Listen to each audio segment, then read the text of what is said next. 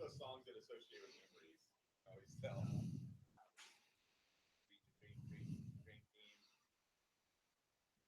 Live from the Toyota Escondido Action Sports Studio, this is the Action Sports Show.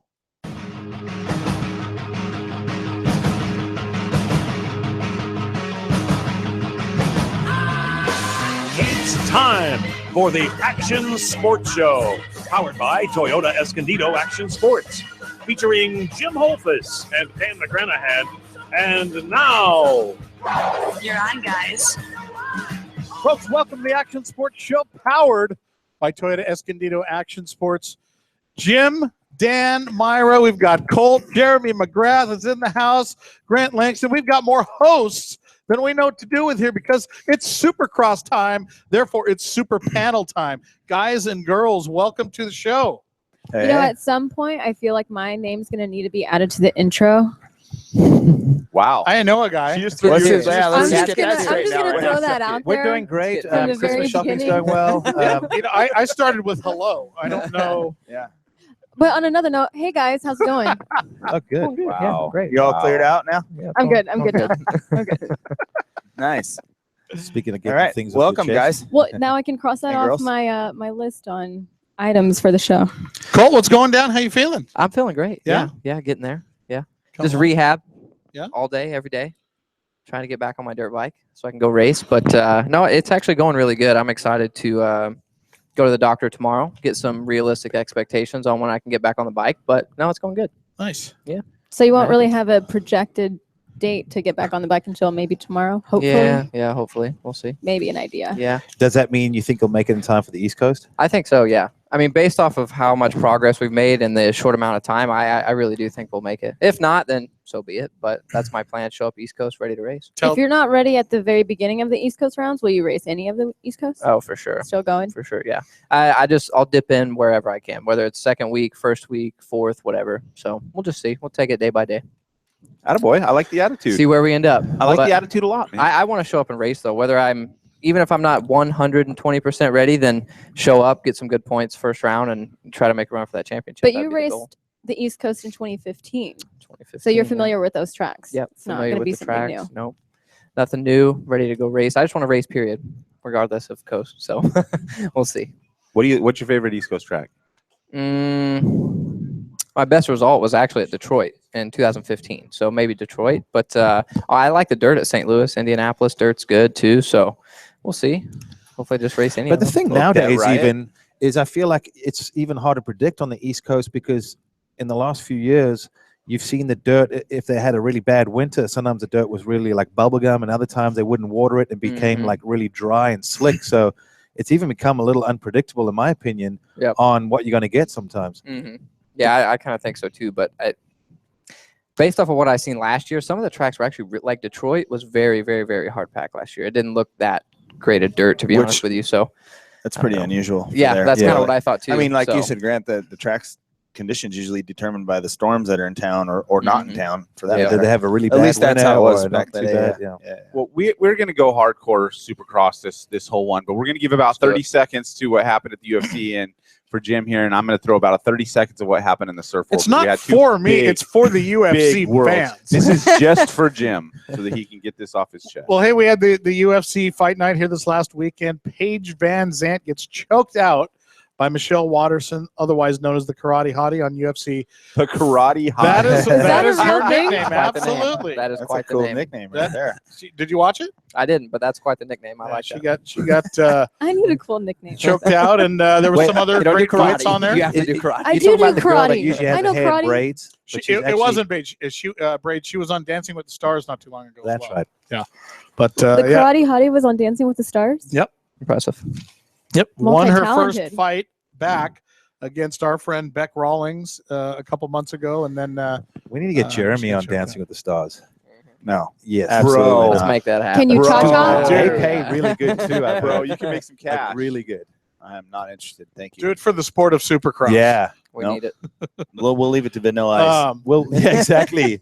Uriah Faber's very last fight ever before retirement, and he went out with a bang. Very convincing win. So that was pretty cool. The California kid, he's been around for a long time, and yeah, What's the deal? Why is he retiring? Just age or? I think he's done it like 18 years. Yeah, even though he's a doesn't real sell. he's a real famous guy. Yeah, but he fought and lost against Dominic Cruz, which the last time out for the title. So I mean, he's still top guy, top 5 guy. Yeah, for sure. That's cool, man. It's always good to go out with a win. He's all right. He's all right. All right. Are we done with the UFC? Because I need to throw some surf at the folks, and then we need to get into some. So the Pipeline Masters just happened over the weekend, and obviously one of the biggest events is also the last stop of the 2016 WSL Championship Tour. Of course, already wrapped up with John Florence taking the championship. You just had to say his name. That was a while ago, right? I mean, that already locked that up. He already locked it up before he got there. But everyone comes down to pipe, and it's kind of like it's like Vegas Supercross. It's like the one everybody's watching. You want to win. Right. Yeah, you know, the East versus West. Everybody, is there. It's the most iconic spot on the tour. There's nothing more iconic than the Bonsai Pipeline on the North Shore of Hawaii. And it wasn't the conditions that everyone probably would have wanted for the dream, but there was still great backdoor. There were still great waves to be had. The guys we really probably wanted to see make it didn't really make it. But a shout out to Southern California kid named Kanoa Igarashi, who made it all the way to the finals. Yeah. He ended up losing against a French guy named Michel Borez. I think he's French because that sounds like a French last name to me. Anyways, with a Z, he took the. They wouldn't pronounce the Z if it was French. Borez. I don't know. Anyways, he took the some guy took the win. Congratulations to him. Looked great though. I mean, winning Pipeline, and that's it. That's amazing. But on the quarters, I just got to say the quarters and the semis. You had John Jan out there. You had Josh Kerr. Kelly Slater was ripping. He came back. Julian was there probably. Yeah. From next to dead, losing, had to come through the losers bracket and mowed a bunch of dudes down. And Kelly did. Slater is still a force to be reckoned for sure. with. And just to give you guys some context, Slater and Jeremy McGrath are just about the same age, and Slater is still at the very top of the field in his deal. Yeah. So come back. No, absolutely not. Come back. I might try Dancing with the Stars first. Yeah. Speaking of Jeremy McGrath, I want to officially welcome his fans that are watching us on the special What's up, tonight, guys? live on McGrath #2 I here saw tonight. that. So By the way, on social media, and if it's on social media, it's true, but you're being called out for saying that the Karate Hottie was, let's see here, that the Karate... Come on, man. The Karate Hottie was Paige Van Zandt when actually I didn't say it was Paige Van Zandt. Michelle Watterson. That's what I said. Okay, just whoever's clarifying. listening, calling me out, It's not listening. you might want to re-listen. Paige lost. Put to him the in Karate timeout, Hottie. Jim. Put him in timeout. You're on timeout. Someone Go named stand in the David corner. Olsen. I think he's out of Wisconsin. Face the wall. Anyways. He's Pay in the wrong. attention, He's in the wrong son. time zone. Pay attention. Yeah. Jet lag. No, the Karate Hottie came So in last there. time we went Facebook Live on my thing, we were at Dooney's for Yeah. a little Dooney's thing. Yep. It's pretty fun. Which was pretty rocking. You guys Yeah, just it got was back fun. from? I mean, Did it you was go kind of big? just random. We were out there with the school bus, and was I didn't cracking really up to ride. see You you got- behind the Dude, wheel I of the love school that bus. school bus. I dislocated my shoulder right before, which sucked bad. But Not the one you got fixed, is it? no, this one I got fixed. It was coming around good. I was riding. I had a couple rides in, and then third ride out at Kahia, I swapped out, put my arm out, and dislocated my shoulder. So I was at Dooney's, just kind of riding around, like being part of the crew, and which was fine with me. Those guys, Axel was killing. Was he going He absolutely was going bananas? huge. Him and Josh Hill were just Those two hitting out of the the hugest juniors always jumps. go so big. like. I mean, He'll there be was a lovely. lot of guys there that rode moto. Like, I'm not calling anyone out or anything, but Jeremy. at the same time, Hill and Axel made everyone just look like I was riding around the dunes, just rolling everything. That's one of the things when you go out to the ride with these like gnarly dudes, and then there's a guy or two that tends to like go even bigger than all of those guys. It's pretty. And like Pretty Axel's a jaw-dropping. pretty.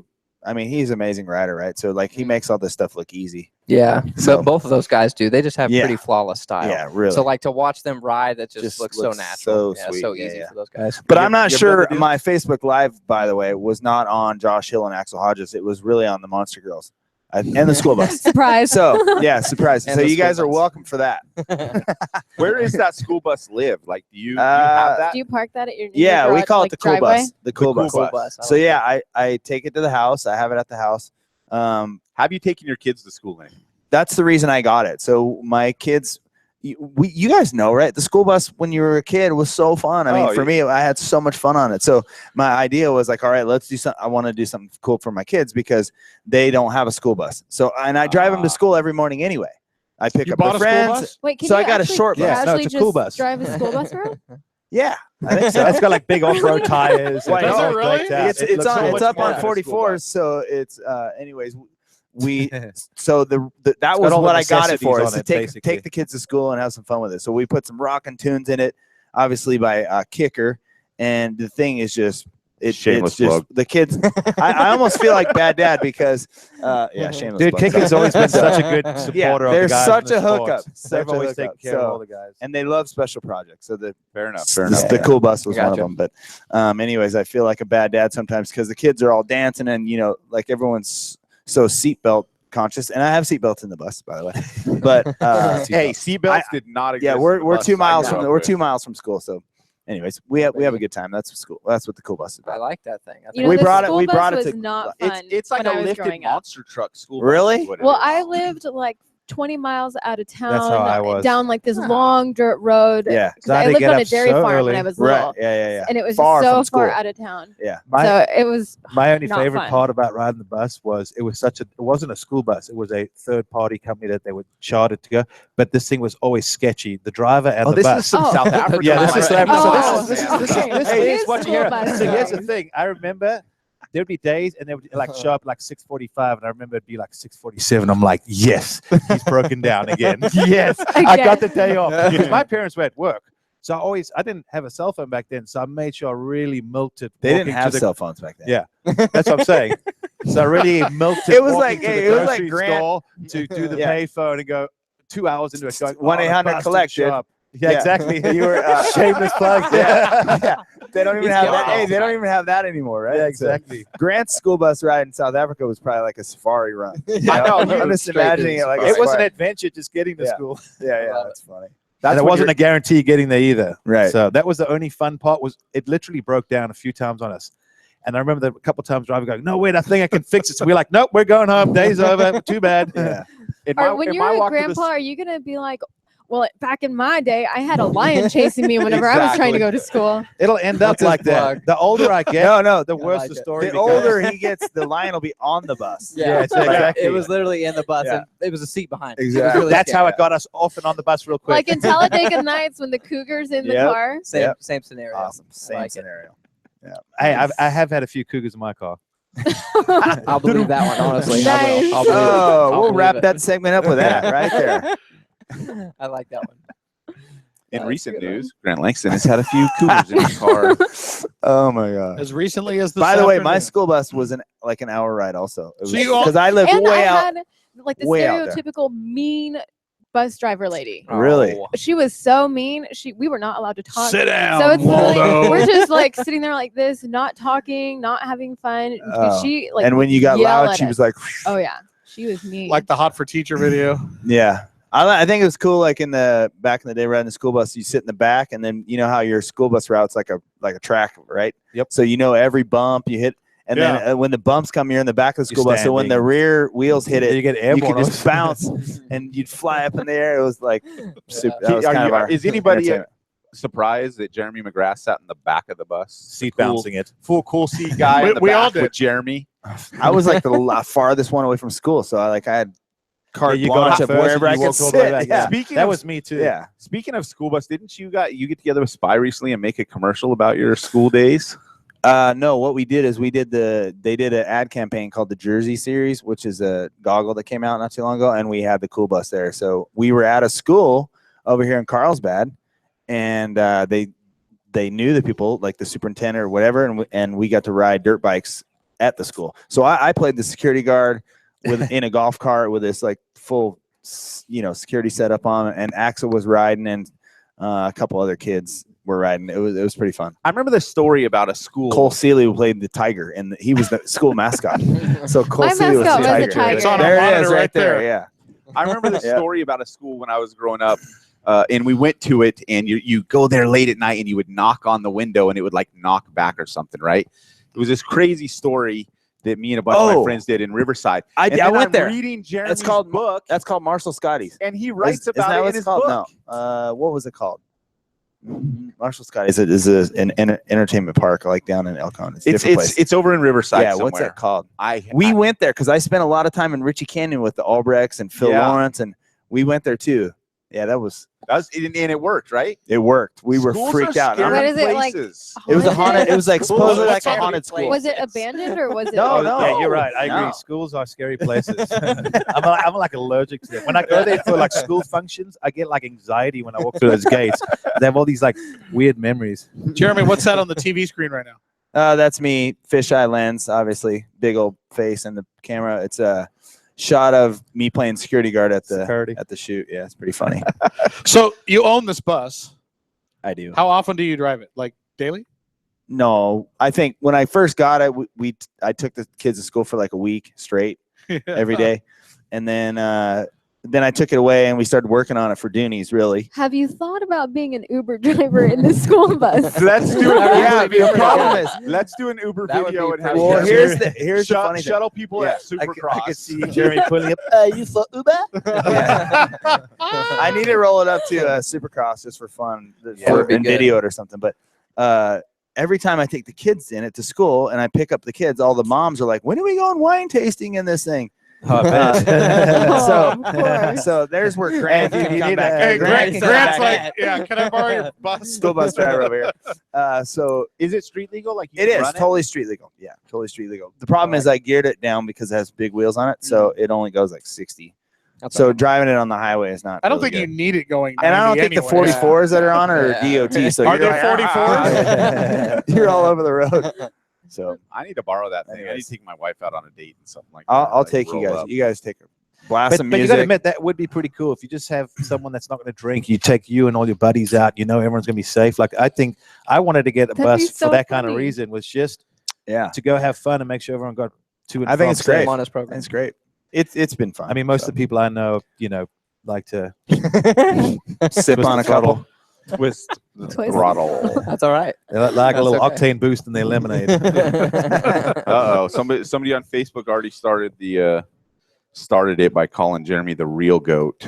Oh boy. I say that all the time. Thank you for that. I couldn't agree more. But you know what it is though? I think nicknames like I don't know, it just seems weird to even think different. Like the King to me still is like. You know what I mean? When something's so embedded, it doesn't even sound right. So the King's Elvis, obviously. You know what? Last night, hey, I have some funny to say because Showtime was that's my original nickname, right?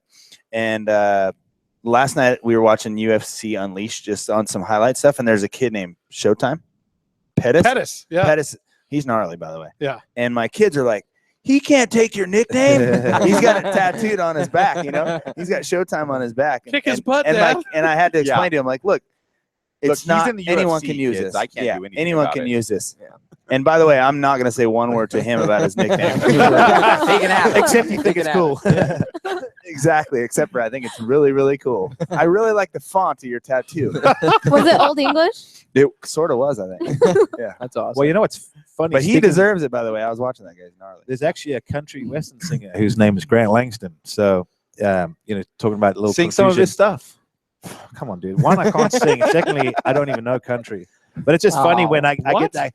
Well, actually, I'd explained to my girlfriend one time because some girl had tweeted, you were amazing in person last night. Swear to God. And I was like, that's great. Wrong Grant Langston.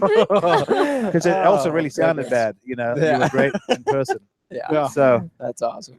I had to, one of those where you go, I swear I know what it looks like. But we can probably go on a Bible, honey. Show, I swear. Yeah. Just on all the trouble. That's Grant's totally gotten true. I himself found him on into. Spotify. Yeah. That's so funny. You do not look anything like this guy. And that's the thing that trips me out too is even I remember when I raced, a couple moms came up to me and this mom one day goes, "You are not exactly a good role model for the sport." I'm like, "What?" She goes, "My kids look up to you." And I went to your website and I was appalled. I'm like, "What are you talking about?"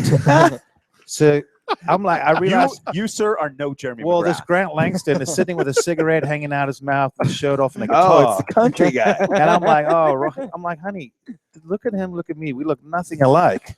That's awesome. I like it. Imagine if you could be the country singer Yeah. and the writer. Yeah. doing How it cool all. would it be?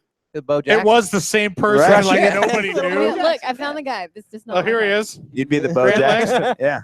As Colt said, you'd be the Bo Jackson. Yeah, I like that. I mean, I could see it. What do they call that? A double threat or something? Yeah. Double threat. Yeah, that'd be good. Yeah, because I think he has this sidekick band. It's like Grant Langston and the Showgirls, it's something like that. It's like Oh, these man. the girl Oh, band yeah. that goes with him. Well, I would believe that. Colt actually has threatened You to had sing a little cougars in your country car. music on the show. I don't remember that, but you guys might be setting me up for that one. I feel like that happened. I feel like either you or Justin Bogle posted a video of you guys singing. That was neither of us. That was his mechanic that did that. Oh. His mechanic Caught me- posted caught you me singing. slipping. Yeah, he definitely caught us slipping. So you would guys have But karaoke be on the nights at cool home? bus. Did you guys Or fire should him? be us. Did you fire him? No. That's a new theme song. Yeah, you need a Cool Bus theme song I for that wish thing. that I could be on the cool bus. That's a good one. Yeah, Go we with the have him cool singing. kids. Yeah, That's not bad. That's pretty good.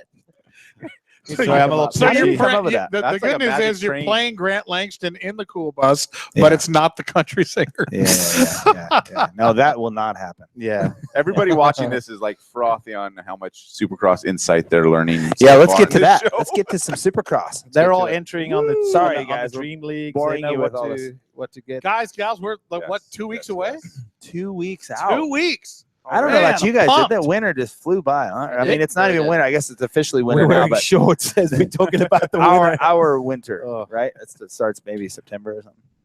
October. So when you're a racer and like you're coming up, like it's happening in 2 weeks, are your nerves like shot this whole season? Can you really enjoy Christmas? Or are you just on nerve overdrive? You talking about me?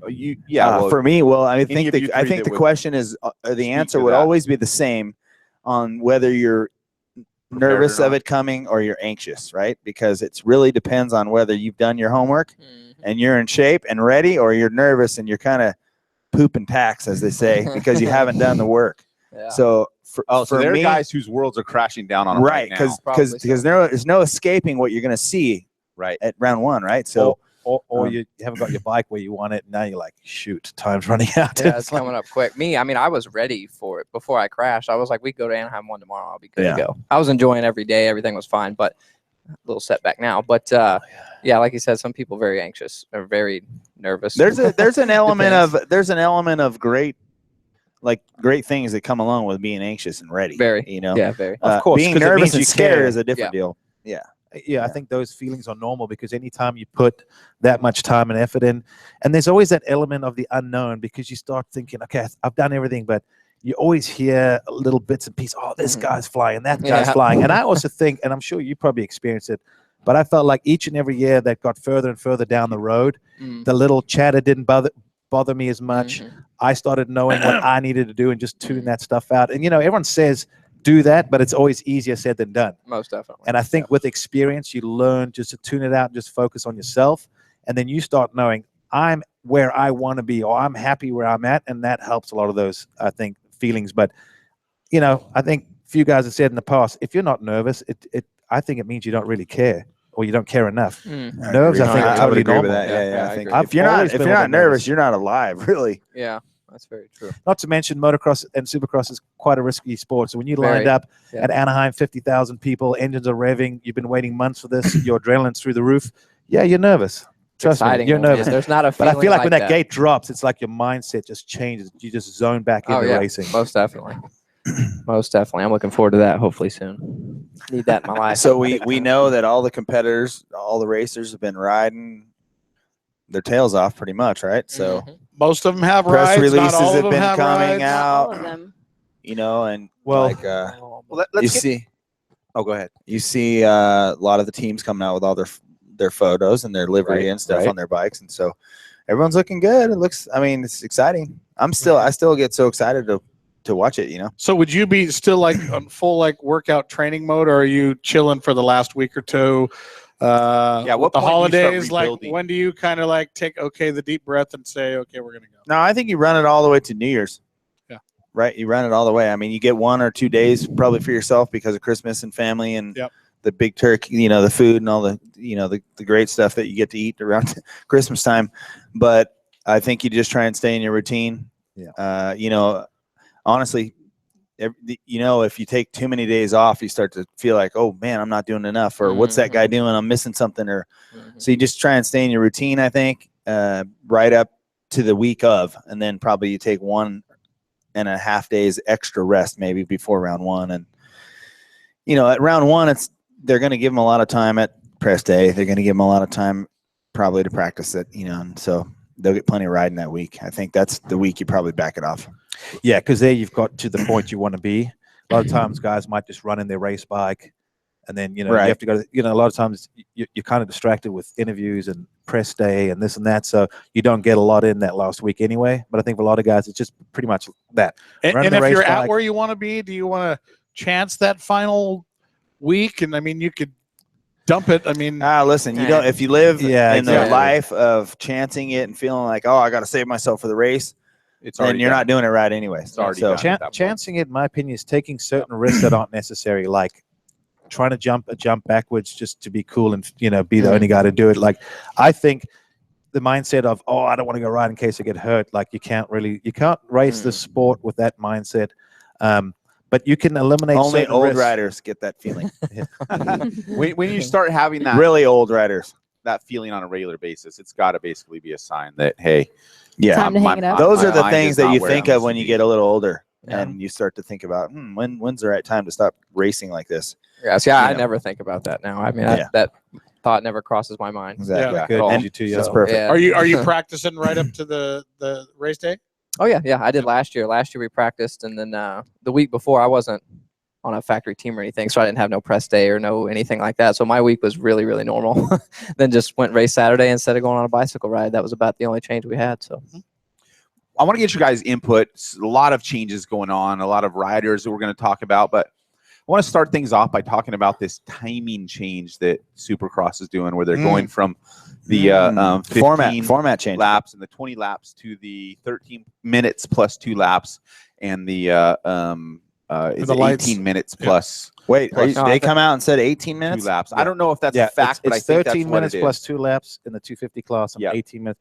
I thought it was 15. And because originally I thought it was 15 and 20. Yeah, I thought that's what they're saying final ultimately press is release said 13 plus 2 and 18 plus 2. That's good. That's how it should be. So what the point of that whole thing is that it's going to add maybe 3 to 4 more laps. I don't think it is in a race. It just depends. So really. imagine 3 more laps when things are already getting close.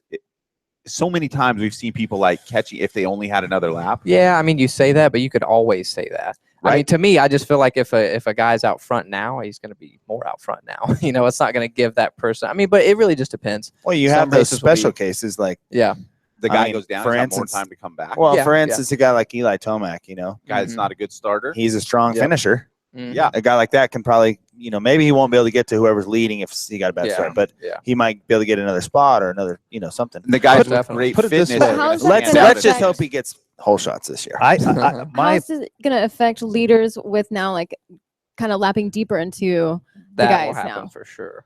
It's just going to be the same thing. I mean, the only good thing is they're going to lap more experienced riders, which means they'll be a little bit more prone to letting them ride easy. Unless there's a battle for 6th, 7th, 8th, and happen to be Roxon and Tomac or whatever way out front. That will be interesting coming up on a battle, in the top 10, which the pace we've seen some of these guys going, I think that'll happen. That'll be interesting. I think this has been overdue because if you go look in the, when I watched Supercross in the 90s, mostly when, Jeremy and that was racing, a lot of lap times were right around a minute. And now the tracks, because they can quad and they've just changed. They've just gotten quicker and quicker and quicker and quicker. So some places you're looking at, it's 47 seconds, 48. So the races have just gotten shorter and shorter over time. And I think, if you look at motocross, you've got 2 theoretically 35-minute motors. It's an hour and 10 minutes of track time. And then at Supercross, some of those main events are like 15 minutes for a 450 class. Maybe. And you're like, your entertainment is actually pretty and you look at it and you're like, man, that went by like that. Like, it's pretty quick. And I think this just kind of brings a little bit more back of that element of an actual main event length time race. No, I agree. I think my opinion on it is it's definitely needed. The 450 now is so good that it's sort of outgrown the floor. Yeah. The floor size of the stadium. So I think the 450 is just so awesome now. You can, like you said, you can quad, you can do anything out of these corners. So having a few more laps is good. This is the negative side of it, I think. We have such great TV packages now. Almost every race is live. They don't have enough time to do track maintenance in between the lights race and the 450 race. I did notice So that. my opinion is the 3 extra laps or 4 extra laps or whatever it ends up being, the track already the 450 guys start on when the race starts. Sometimes it's so bad, right? Because they just don't have enough time to fix it because they're on a live TV block. So we're going to probably see either the tracks are going to be way more deteriorated at the end of the moto. Sometimes, an extra 3 laps of 20 guys on is some, going to deteriorate 60 the tracks extra dramatically. Sometimes, like on the floor, the floor gets down. The ruts get down to the floor, down the concrete.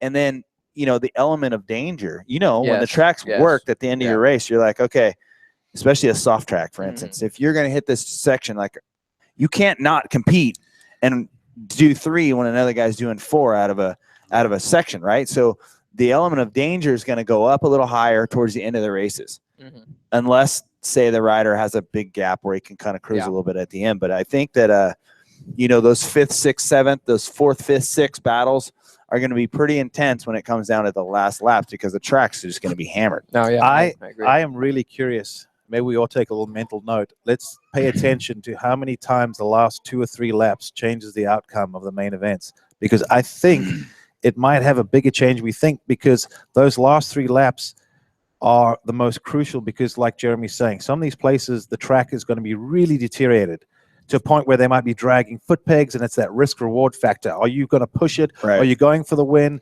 Do you back off and take that podium?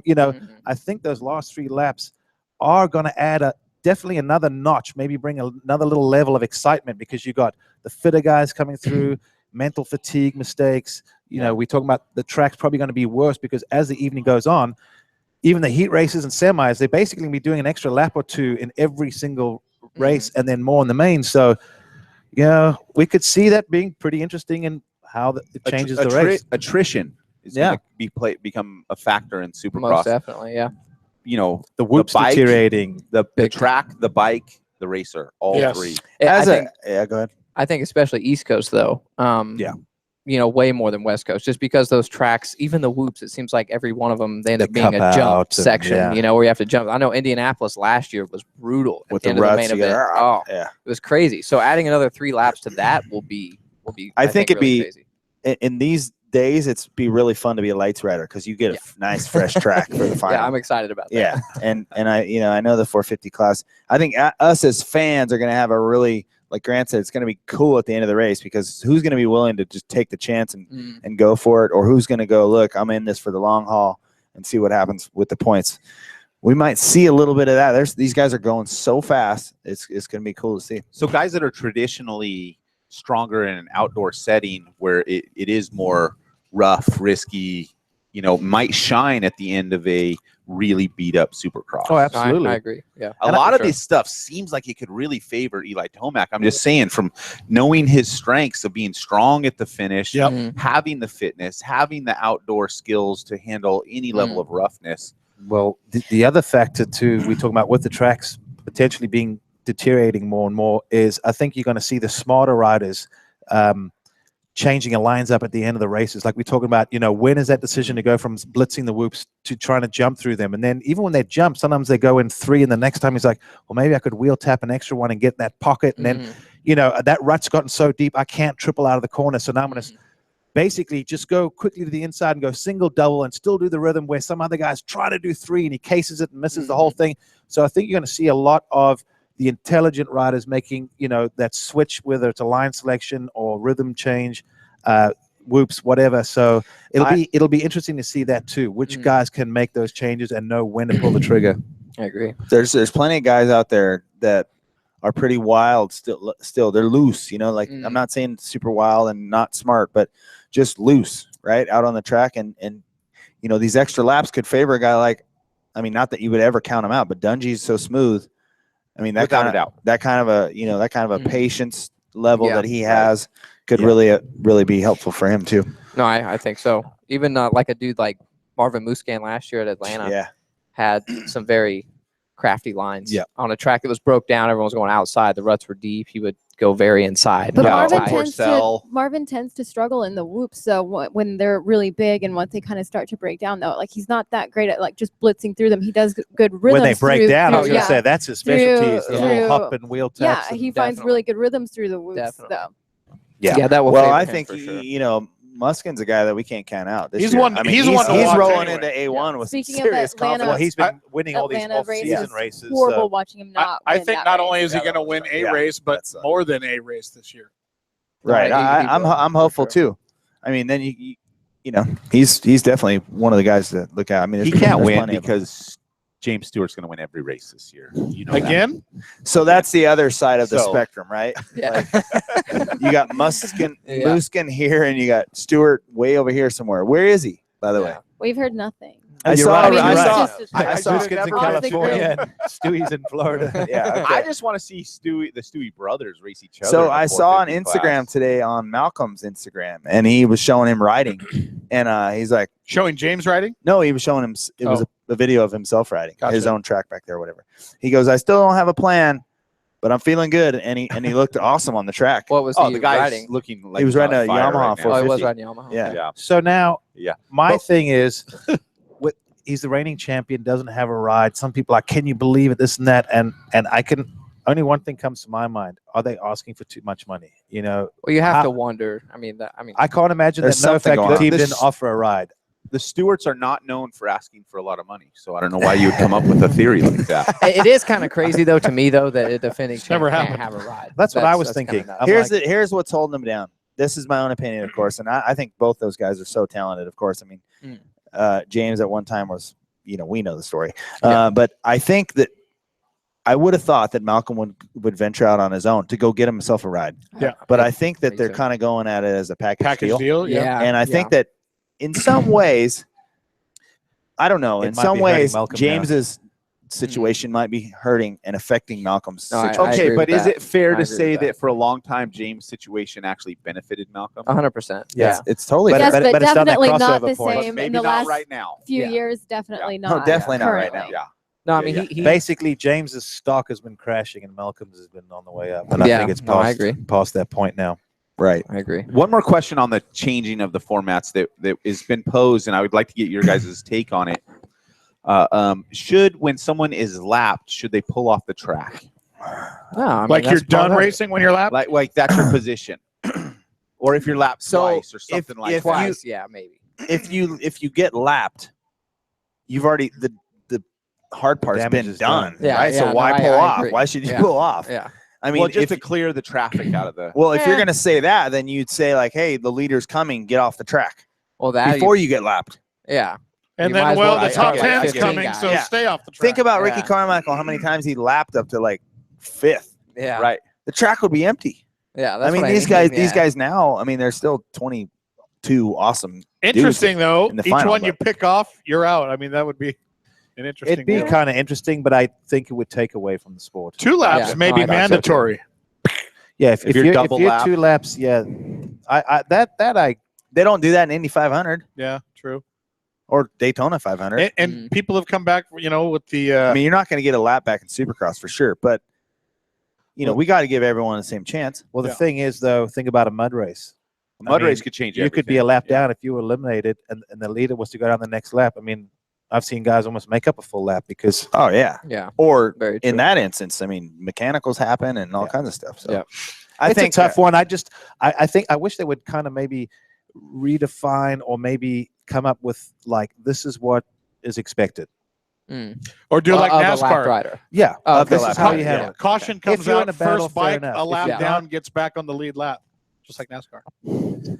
Let's try some full course. When do they have like full Right? course yellow? I just have a question. Like, no, has Jeremy ever even been lapped? Like, do you even know what we're talking about? You know? Yeah, I you know got what it lapped, means like to get especially at the end of my career.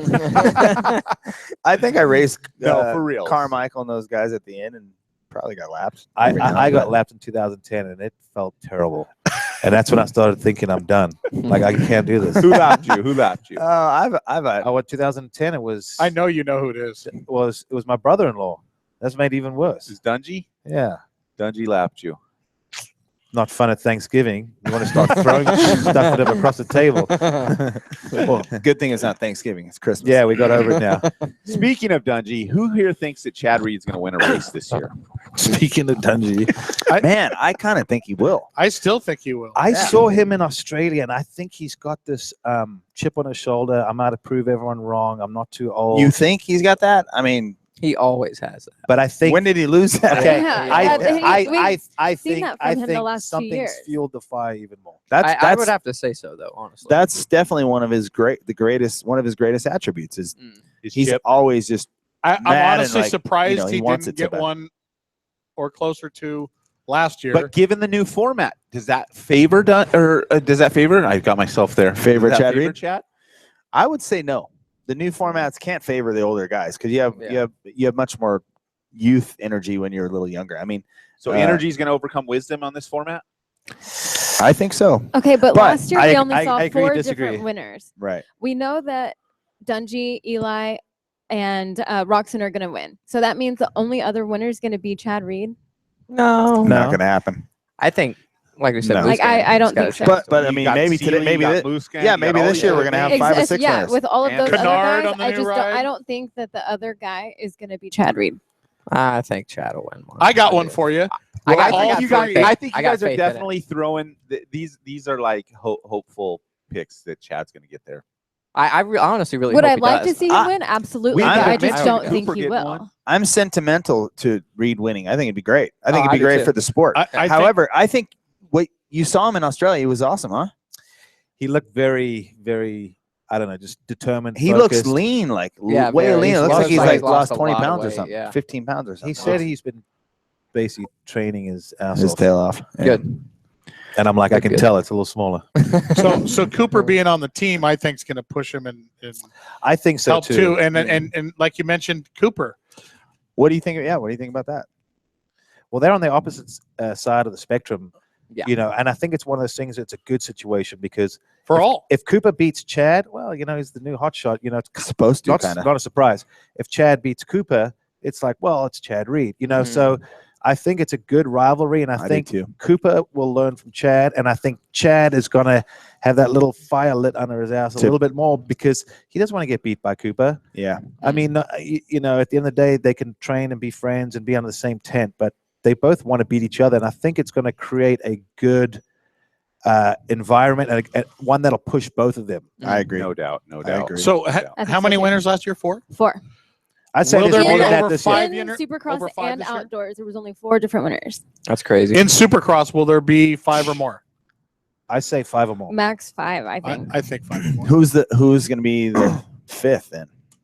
I think or you could fourth throw or fifth. 5 names into the 5th. Well, guy. we always that's can. true. At Yeah. Anaheim 1, we Will- can will always the throw KTM 5 names. Didn't you say Anderson last year and he did win the first one? Wasn't that? Yeah, Anderson. that's I mean, another guy. he's got Anaheim He 1 the had last 2 years. in a He row. won 2 last year, but one was because Dungy got penalized. Yeah, So- he got a red, or a Oh. red cross flag. So, Yeah. But I don't know. I think there's a lot of guys. You that are could looking to have do it. 3 winners from the KTM semi alone. Yeah, Kennard's Kennard, right. yeah, Kennard's that's what I right in mean, yeah. KTM. I don't think Kennard will win a race. I got him to win a race. Trey is Kid's so fast, He's but fast He's really sometimes. fast, but he's not a great starter. He's going to end up, starting somewhere in the middle, which always brings problems for him. You see him get wrapped gets up anxious and in other yeah, bikes. I yeah. think he tries to make things happen too quick, makes mistakes. I He agree. gets that But, start, he's though. on a Watch new That's out. what I bike. say. When he wins his races, he usually leads all 20 laps. He hasn't won a Gets the whole race since 2015. He hasn't been on a podium since Okay, well, we're only 2015. at though. 16. Yeah, he does have a new He's ride legit. though. Give me. We'll Give see. me I hear he's looking pretty darn good on that You ride. know what? I have went to. to the track the other day, Cowie track, and I saw Baggett riding, and I saw it on Wait, the on the internet Cowie or track? whatever. No, he was below on the KTM track. I was at the so Cowie sorry. track. So Blake Baggett's riding a KTM now. Yep. And I saw him riding, and he looked really good. He was smoking Millsaps. Really? The day I was there. You know, So, Millsaps Millsaps is it's an always great interesting thing. practice. Yeah. very. You can't really judge Millsaps by what he does in practice or in training because he tends to be a different guy. Yeah, but on the track. Millsaps is a guy, you know, you've had plenty of guys like this. You have too. He's a guy that's really good from Monday to Friday. Yeah, he's very Usually good race practice, day, yeah. it's suspect, right? Oh, so So you think- Millsaps is okay. probably one of the, arguably one of the most talented guys that we've ever seen. He's got a lot of talent. I think And- Davey's a little bit of a head case. which is his Definitely, problem. definitely. But my point was that I would have never expected to see what I saw, and Yeah, Baggett looked really good. I was like, wow, Everyone awesome. has been saying he's been riding good. Yeah. The list, I think, The list is a big. big list. You know what I think it is too for someone like Baggett. I also think when I knew he was going to KTM, I still thought with his, if you watch his style and the way he rides, I just feel like he would have got on very well with the KTM from the beginning. I think that steel frame Showing. You just watch certain guys and you go, I think they'll like that bike, Mhm. and I think he was someone that I thought would look good on it, Yeah. and apparently he does. He Yeah. tends to have like a really prone back, ride the back of the bike a little Like bit someone more. took an straight ice cream back, stick, puts it'll straight put it up back. there, Puts duct yeah, tape it to it. straight back puts a lot of pressure on the frame. That's what I was Yeah. thinking. It looks like an ice cream stick, you know. Yeah. Popsicle Is that what you think of when you see Baggett? Ice cream stick. Yeah. Sounds a little bit bad too. Well, hey, there's there's a lot of guys. I mean, what? Yeah. I do want to give Chad Reed props for having one of the closest to the real thing replica knack-knacks of all the guys out there. Kennard does it good too, but Reed Kennard does it- Reed does it really Reed's the one that like most gets it close to what you actually do. But I saw Austin Faulkner try one the other day, and I was like, Jeremy, call this guy and work with him on the knack-knack. I am working on that so hard. Like I want to perfect the trick so bad. That's the only trick I can do, so I do it every time I ride. Every single time. Yeah. I love it. I just let the dream go. I didn't want to tarnish the image of the knack-knack, so I just let the dream go. Well, it's my That's only what I trick would too, say. though. That's the only one I And can it's the do, only so. reason because I have short arms. I can't Yeah. do like one of those. See, I can't what either. are Those those? scare me. Oh, I thanks. can't Or The heel anywhere clicker? near there. heel Just clicker, and I can't get my bike my Marvin's bike got far that enough one away down. from me where I can get both legs Yeah. over to do this. Somebody, can't, so either. I'm stuck with a knack-knack. Somebody has to call Marvin, get a hold of him. No more heel clickers. And I'm kind of He- over it he He's now. does a lot of so heel Euro clickers. with the heel clickers. Us Americans cannot Well, handle it. Just He is your- Why FYI, has his nobody French. told him? He's copying David Villemin. He's French. Is that different than Euro? It's not American. That's what I'm saying. Anything other than So- American is Euro. I know. I get called Euro. I'm like, boy. No, but for reals, Marvin. Reels. Marvin, Enough it's a with the report. heel clicker. Stop heel clicking. He's so nice, though. I feel He's like a I rad would guy. go to tell him, and then I would just feel Chicken too out. bad. I would feel way too bad. If you went to tell him, he would probably talk to you about it for 30 minutes. His riding, he's The riding. Probably That The guy reason is, I do it is because I was like, he's dude, riding so good though.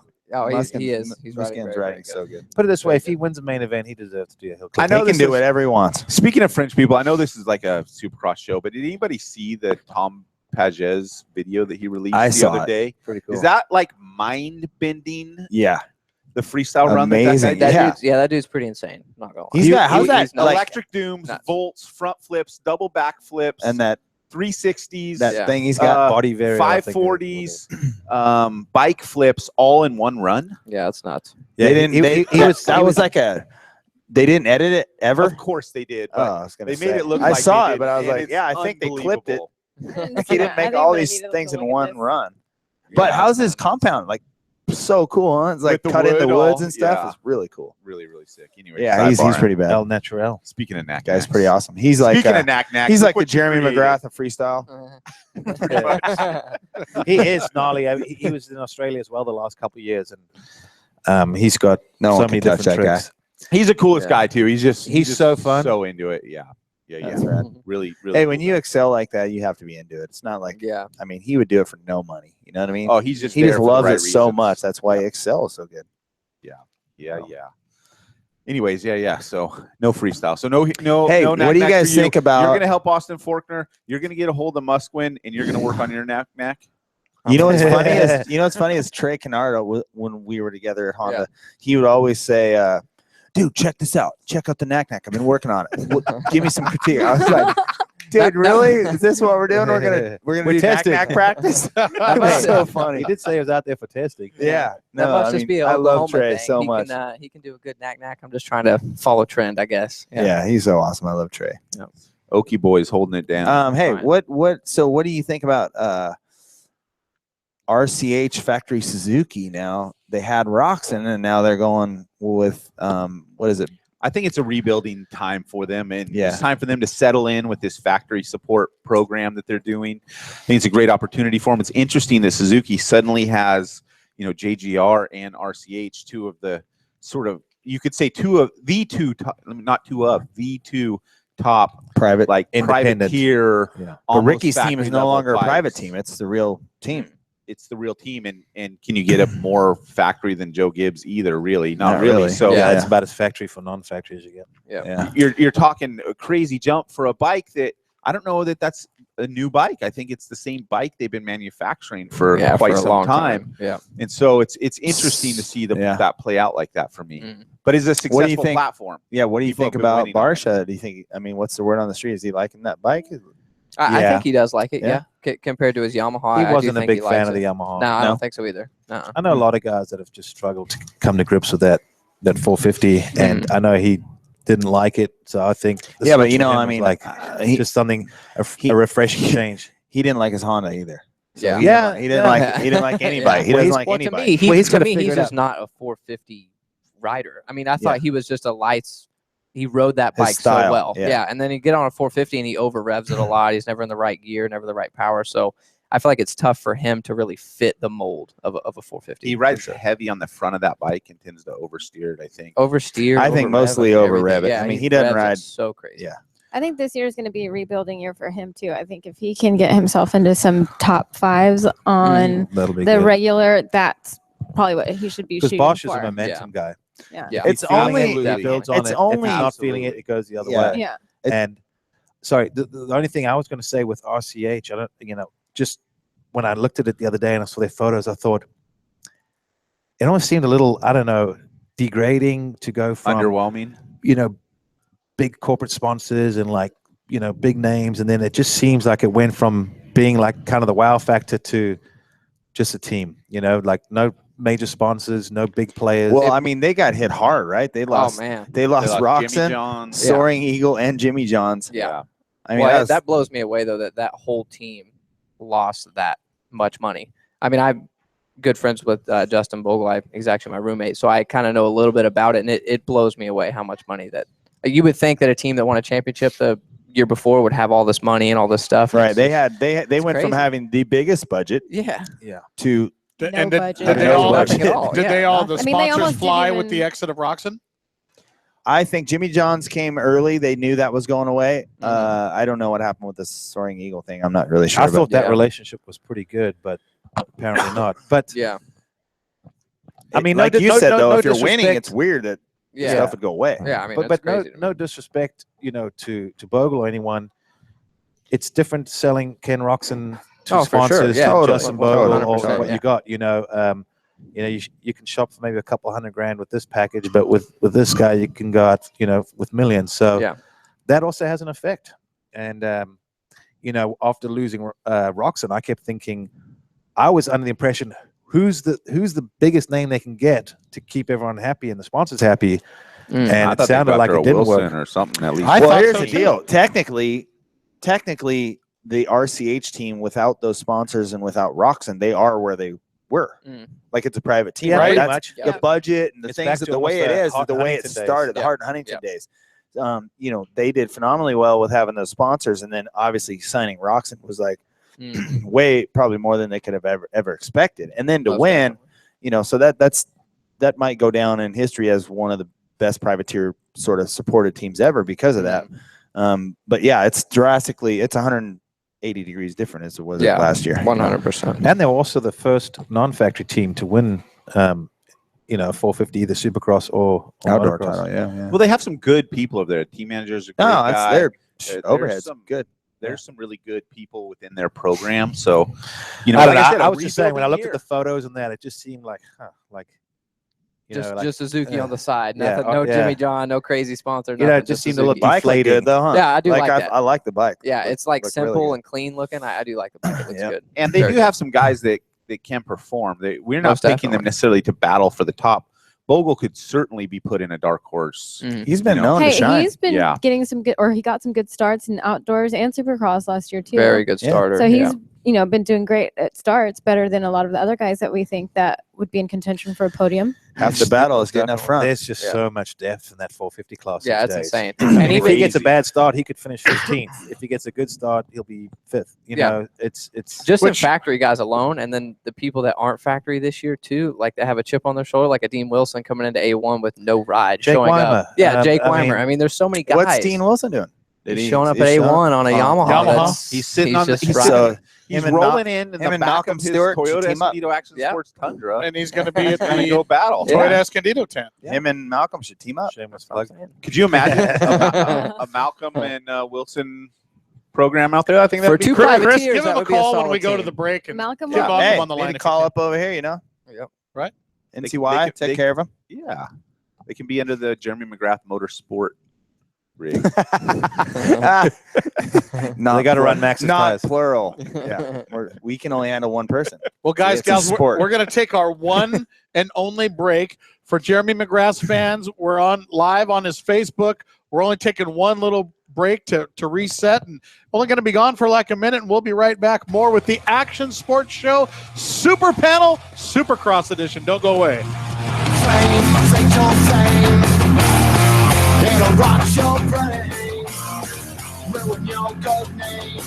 Take my name for your shame, and we're wrong, it's a shame. What can you do?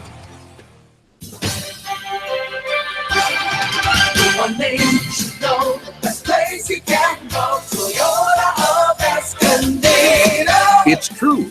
The best new cars make the best used cars. And Toyota of Escondido is once again #1 in Toyota certified used cars and trucks. Feel confident driving with the peace of mind of a 160-point inspection and Carfax report. Toyota of Escondido.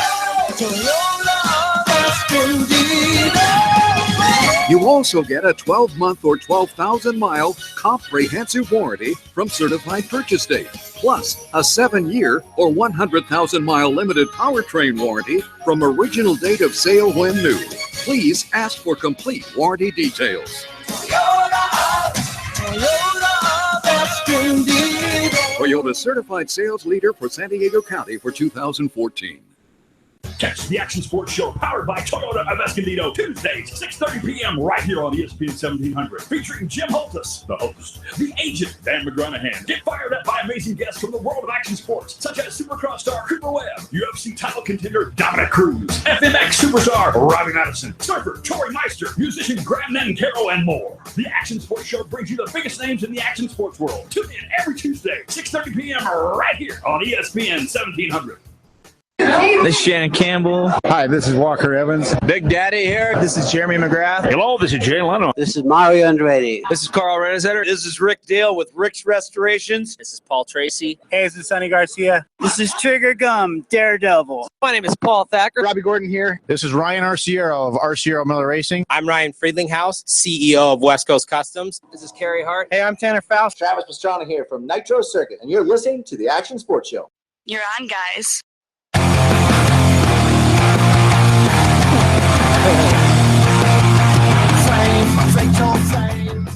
Hello, I'm James, and welcome to Carpool Karaoke, ladies and gentlemen. Welcome back to the Action Sports Show powered by Toyota Escondido, and we've got a Supercross preview super panel here tonight. Myself, Mayra, Colt, Jeremy, Grant, and the lovely Dan McGranahan sitting here live for you tonight. Of course, we got Crazy Chris behind there, twisting the knobs, sliding the dials like nobody's business. What's going down? So, hey, we're live back here. Jeremy McGrath's Facebook. Wave to the fans. Somebody What's wants up, you to wave guys? to him. What's up? What's up? Woohoo. We're over here Are we cracking on interrupting it. you, Dan? We're over here cracking on everyone.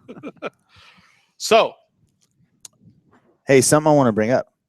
What do you wanna bring An up? idea. We were on the format earlier. What do you guys think of? I'm glad that.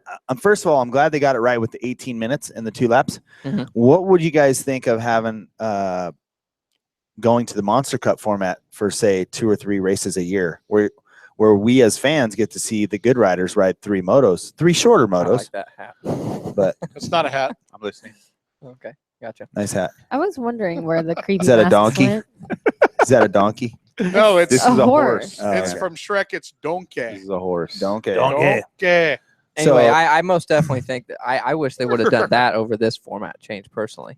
Right, but as a fan, because I watch you guys now, so I think it'd be cool to test the format. So like we do it at 2 or 3 races, and then the level of importance goes up for those 3 races, kind of like like back in the day we had the Coliseum. Oh, it's a big Coliseum race. Or we had the doubleheader at Pontiac, back in the day or something. But we'd have those 3 moto formats, and I think as a fan, we'd get to see the riders ride more. And if you did 3 10-lap motos, essentially you're only riding probably 2 more laps within the night, right? Because you do a heat race, a semi, spreads it heat out race, for the and fans, a so it gives them a show 24-minute race or whatever. But shows. I don't know. I think it has some real merit to it, because the end goal is to create more excitement for the live audience and for the viewing audience. And I think so too. And here's the other thing. I think if they're in the mood to change things, why not throw something, mix it up, mix it up. Yeah, actually make a change instead of adding like a lap or 2. You know what I mean? I agree. because Let's try something different. The thing too is, I don't know if you guys even really look in the stands and notice, but the last few years, I mean, like Anaheim 1 has always been sold out. Last year there were definitely seats available. Anaheim 2, there were a lot of seats available. San Diego, there were seats available. So I don't know if it's just coincidental, or maybe just it was a bit of an off year or what, but if they're going to be losing fans, maybe they should start asking the fans what they would like, what would bring them back to watch it live. There's way too much common sense in that comment. Yeah, well, I mean, True. every year Thank though, you. the Monster Cup is the craziest race to watch, in my opinion. It has the most drama. It's the most exciting race. Every year, watching it, you're excited to watch that race. And here's another element that would add to it. Your older riders, Chad Reed, older riders would have a better chance. Right. A guy like 10, 10 laps. I mean, maybe a 45-year-old could ride 10 laps. No, I'm just kidding. I'm just kidding. I'm just He's kidding. trying to I'm figure just out a kidding. comeback. Let's go with the 34-year-old Chad Reed.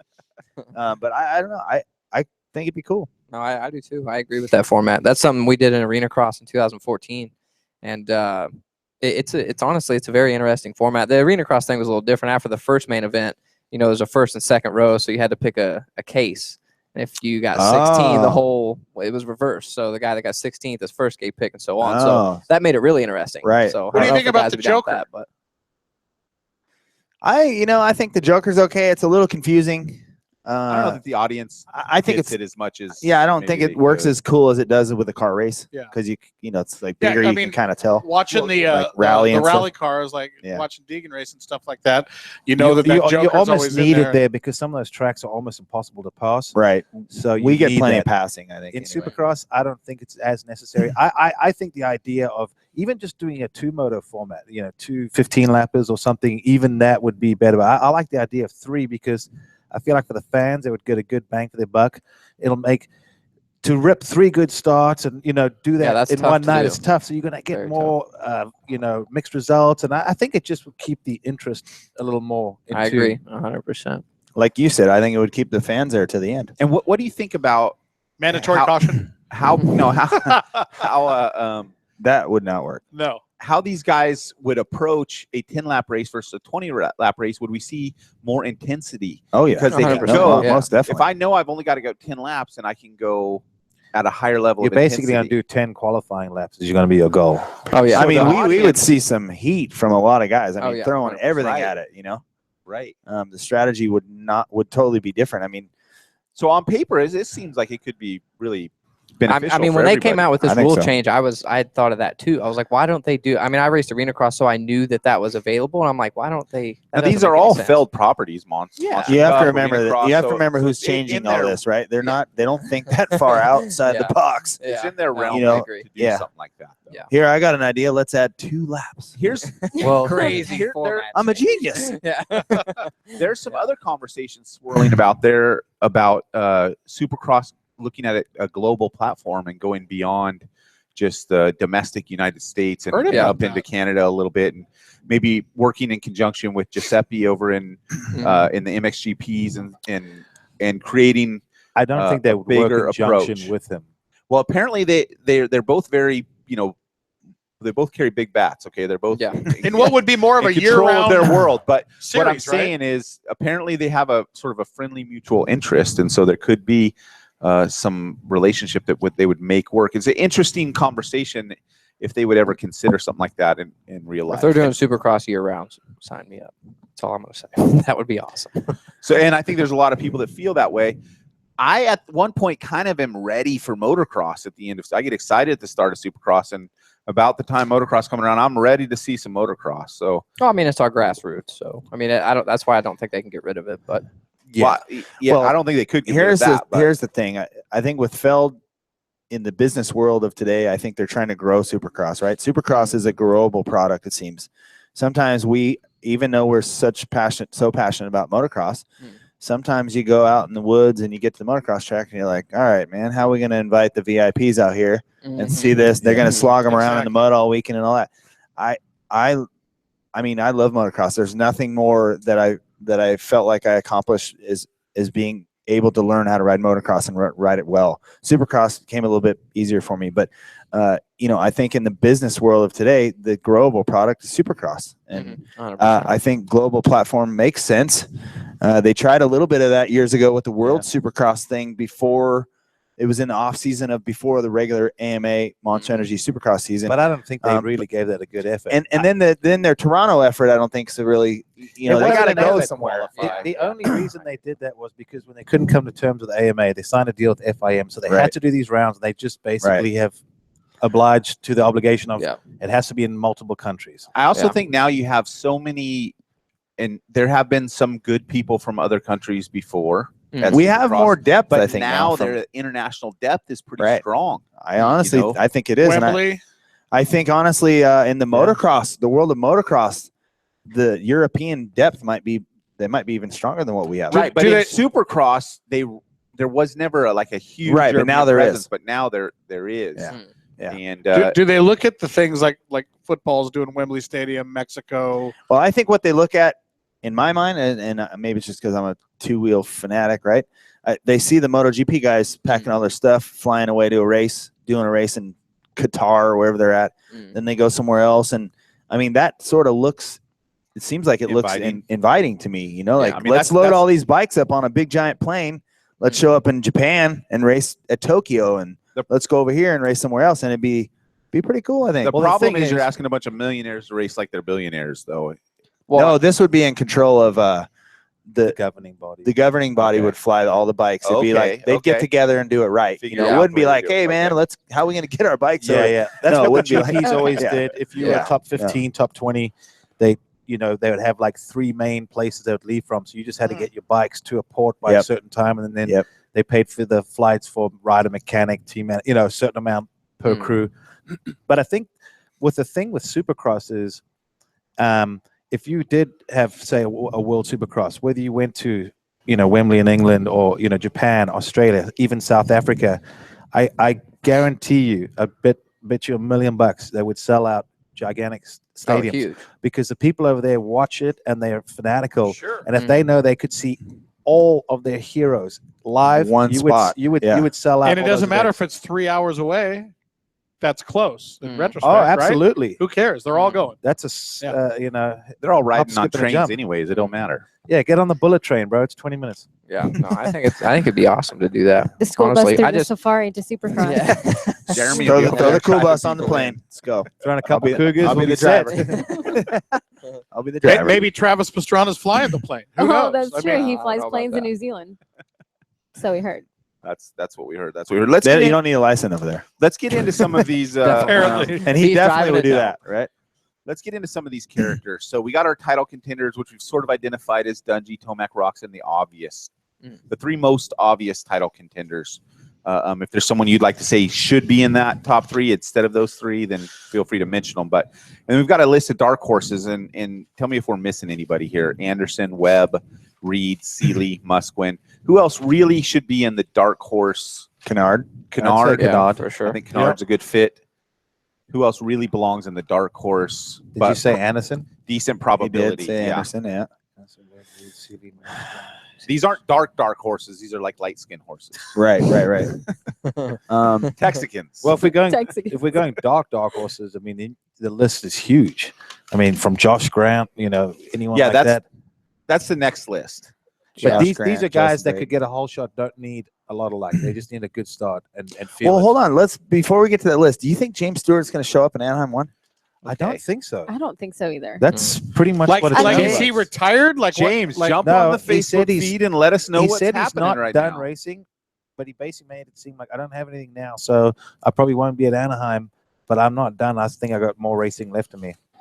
Well, I don't know. It just was disheartening as a Stewart fan to see him race last I year. agree totally. But I'd see him on the ground every round.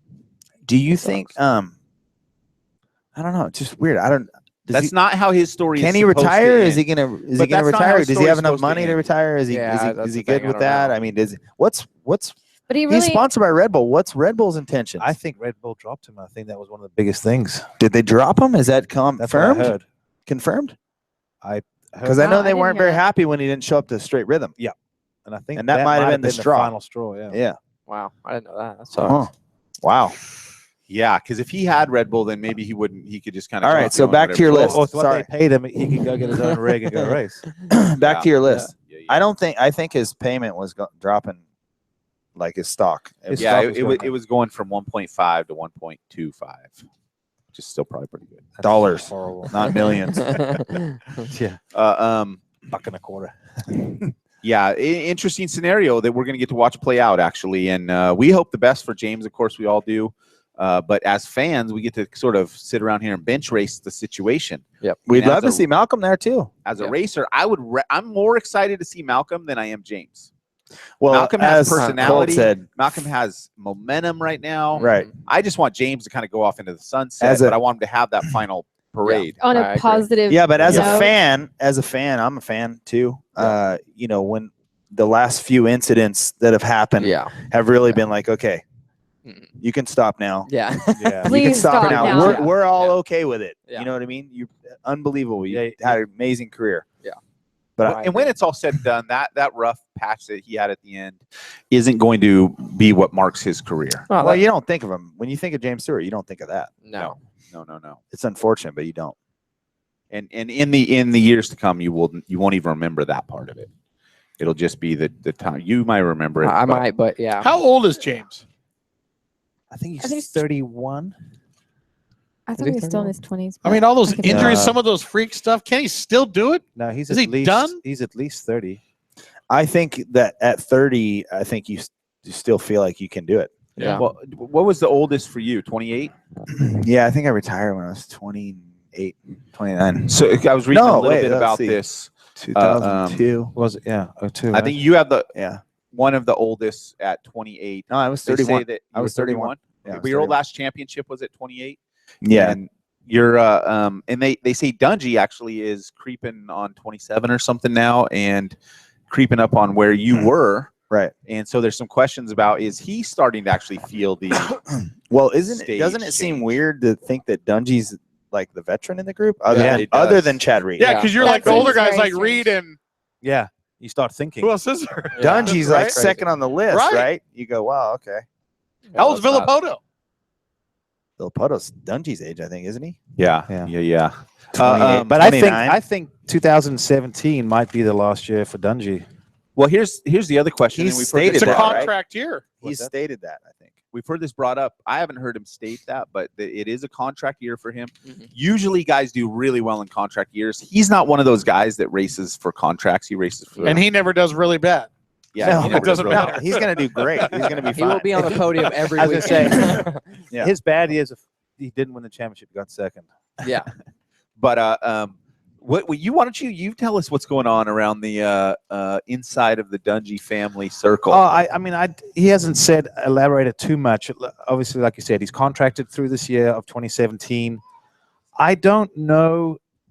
This is just me reading between the lines. I think if maybe like Roxon gets on a roll and starts kind of dominating, and Ryan kind of loses that, I'm not winning, I think he might walk away.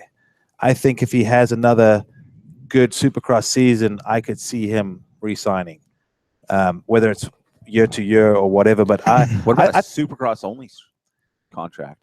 I don't know with Has Ryan. anyone ever tried something like that? I think based on with Ryan, I think he's more the kind of guy he'd rather do the whole thing and be done with it.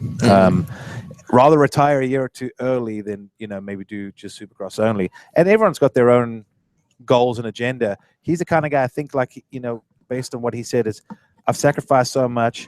I'd love to be a family man and have a family, and I don't want to be on the road, and I want to, I've focused 100% on racing, so then I want to be able to focus on my family and, just being a normal guy again. Those are also the things you say when you're getting ready to retire. Yep. Yeah. I mean, listen, I'm here to tell you that you don't get to write the script at the end. Of course, you have these high hopes of like, right? You have these high hopes of like, man, I'm going to finish like the man. I'm going to win like this. And at the end, like the things that are happening to James Stewart is not how he pictured it, right? Chad Reed is not how he pictured it. And unfortunately, Father Time says that we're not going to be able to do that. But the script for Dungey is looking pretty good, though. Pretty good, but for sure. Pretty good. Like, it still amazes me that Carmichael walked away when he did. Ryan wrote the script. 100%. Ryan Philippoto? Well, he went to the GPs. It didn't really work out. The script wrote him. Excuse me, over there. I'm Moto fan. Super Photo fan. Philippoto seems very unhappy at the end. Yeah. Ryan Dungey still seems like he's very positive, very, very right. I just want more happy dudes that racing. can Like still he's do still it to having come back fun and do it. and really enjoying racing. Where I think, in contrast, Philippoto seemed very obviously to not be enjoying racing the same way that he had in the past. That's a good observation. I also, reading between the lines a little bit, I think, no offense to him personally, but I think Olden Baker takes a little bit of fun out of racing for the guys because he's so strict and regimented. And Alden, you're taking the fun out of it. I agree with that, but I think so I think for those guys, it becomes more that's business. what it takes to win. Hey, exactly. listen, and I think that some people there's the difference with the guys that are willing to sacrifice the fun and be 100,000% disciplined for the championships. I bet you all wouldn't even disagree with that comment. Yeah, but listen, it started with. I just think that Dungey's one of the guys that is completely okay with that. It's worked well for him. That kind of plan created all these championships, right? Because he left, they were separated for a year or whatever, and then he went back, and he was just so happy to be back, and he's just been killing it, right? And I think they're a good combination. Yeah, personality-wise. But here's the deal: like that's just how it goes. It's not like, hey, he takes the fun out of racing. That's just how it is today. Like it started with Carmichael. There is no fun. Carmichael took the fun. There is no fun in racing anymore. Like when you're a Supercross, motocross guy at the top, there's no fun anymore. It's like take us back to 98. Fun is winning, but take us back to 98. That's why you're seeing guys retiring. Fun is winning every weekend, doing tantrums, wakeboard tantrums, and on your boat in front of your lake house. I mean, fun is like flips. Steel Roots, terra firma days. I mean, that's the mecca of it, and there's none of that no more. You can't. I feel so lucky to be able to do all that stuff because I mean, I'd have to be that way, the way you guys are today too, and I don't know if I'm cut out for that. I mean, but I work my tail off, but I like to play too. So that comes back to my point: why you're seeing these guys retiring in their mid. Right. That's why we've talked about it before. Like my records for Supercross, I think is safe because at the end, these guys they're in misery. They're like, I can't race anymore. I'm too tired of this schedule, this routine, this very strict diet. And every year they're like, well, let's add another race. And hey, we Yeah. want you to go to Let's Europe. add 2 You got to go laps. here. And hey, we got this Yeah. manufacturer's cup, and we've Yeah. added this, Yeah. and you've got to go sign here. And guys just get to that point. They're like, man, I don't know how much more I can do of this. half of being able to race for such a long time is you got to have some fun with it. And I would agree that Dungey, he looks happy. He's He looks somebody happy that's doing. He different. can handle it. It seems like. Where guys right? like Ken Roxon still needs to have like that kind of Little bit of flashy fun thing. Right. Cole Seeley's like that. He needs to have kind of other things going on the side, to be able to stay committed and really focus. Alden and Roxon didn't work out. They're just Exactly. two different But personalities. Dungey's very different from those two in the fact that I think that he can be so incredibly disciplined nonstop and Dungey's be a happy with that. gnarly athlete. I mean, just very. Roxon literally reminds me of young Jeremy. He's a mini I think Showtime. so, yeah. He reminds me so much of watching your career at that age and the decisions you were making and the fun. He doesn't have the supporting cast that you had. Let me say that. You know what I mean? Like he doesn't have the supporting cast around him. He might. We just don't know. Well, not at the racing level. He very likely has it at the non-racing level, but not at the racing level.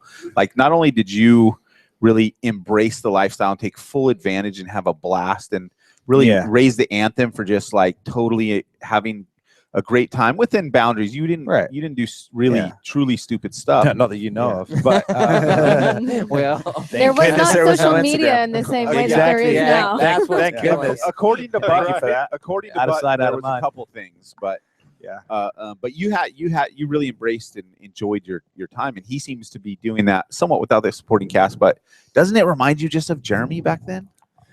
I mean, maybe I think so. When I look at it, I think so. From that 30,000-foot view, it's Right. like I didn't know Jeremy back then, but when you look at it from the outside, you just kind of put it all together. You're like, I see a lot. Maybe we'll see a similarities. riding like video out of Ken, like Possibly. a play ride video. Yeah, I mean, it could be very much so.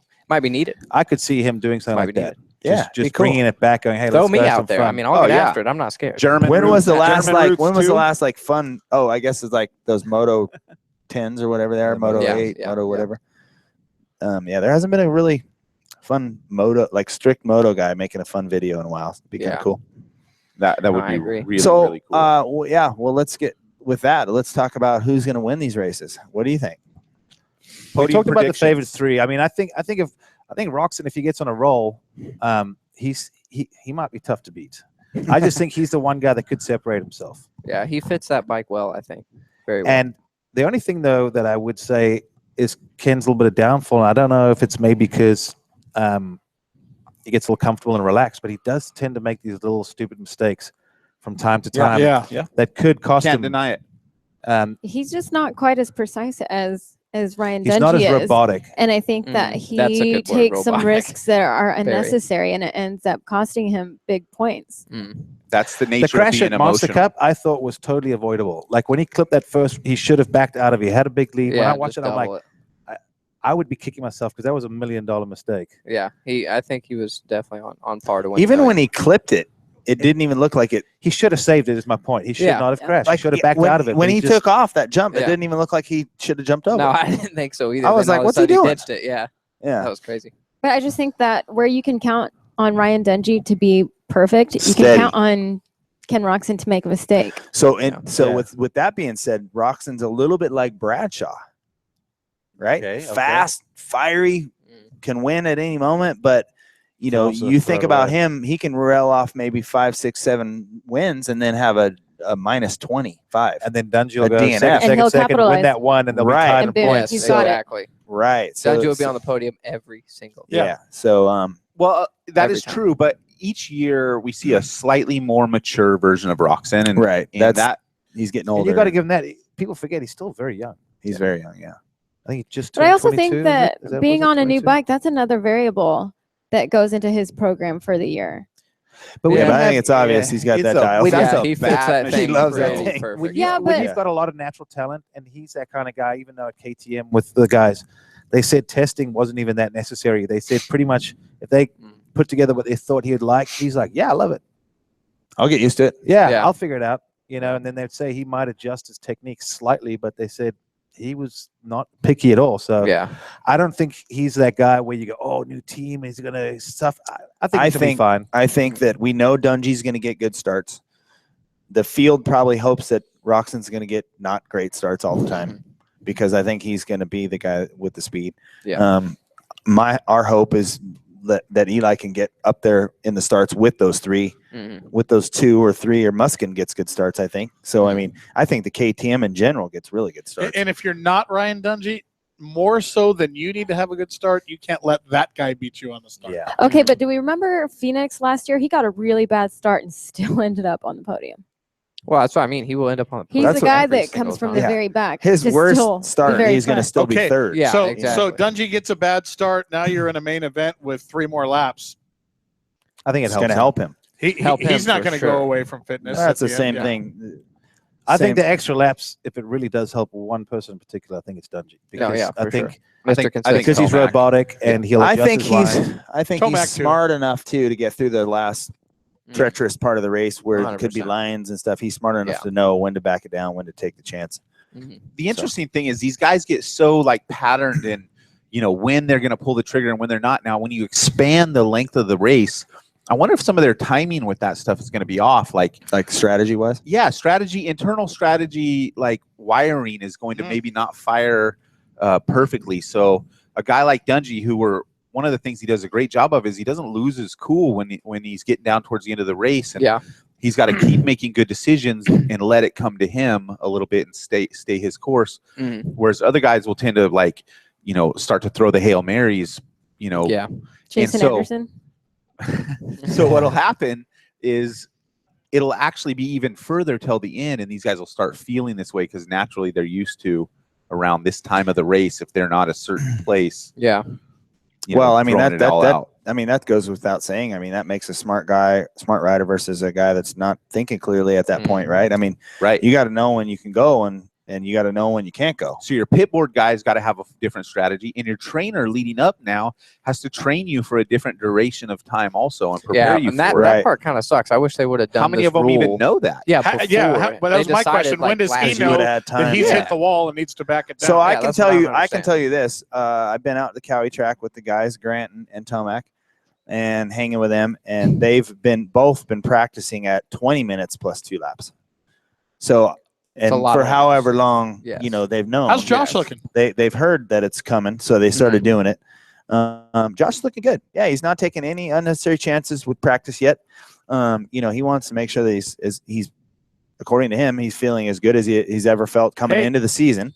He gets good starts. Yeah, with that said, I mean, so he could be a little dark horse. Dark horse right there. But I think at least the Cowie guys for sure have been practicing at 20 minutes plus 2 laps. So if it's indeed 18 laps or 18 minutes plus 2 laps, I think those guys will be in good shape at least. Oh yeah, for sure. Eli for sure. I mean, that adds a lot of laps for a short track. I think Santa Clara last year was 14 minutes and something seconds for the 450 class. So if it was 20 plus 2, that's a lot more than 20 laps. And these guys like 26 laps. Yeah, that's nuts. These guys like Alden are breaking down their nutrition needs based off of their burn, and so their burn has changed. So now their nutrition is going to have to change, and their body's ability to process that during that time has to change. Their reserves have to change. There's a lot that comes into that, right? There is, but you know some people at the gym.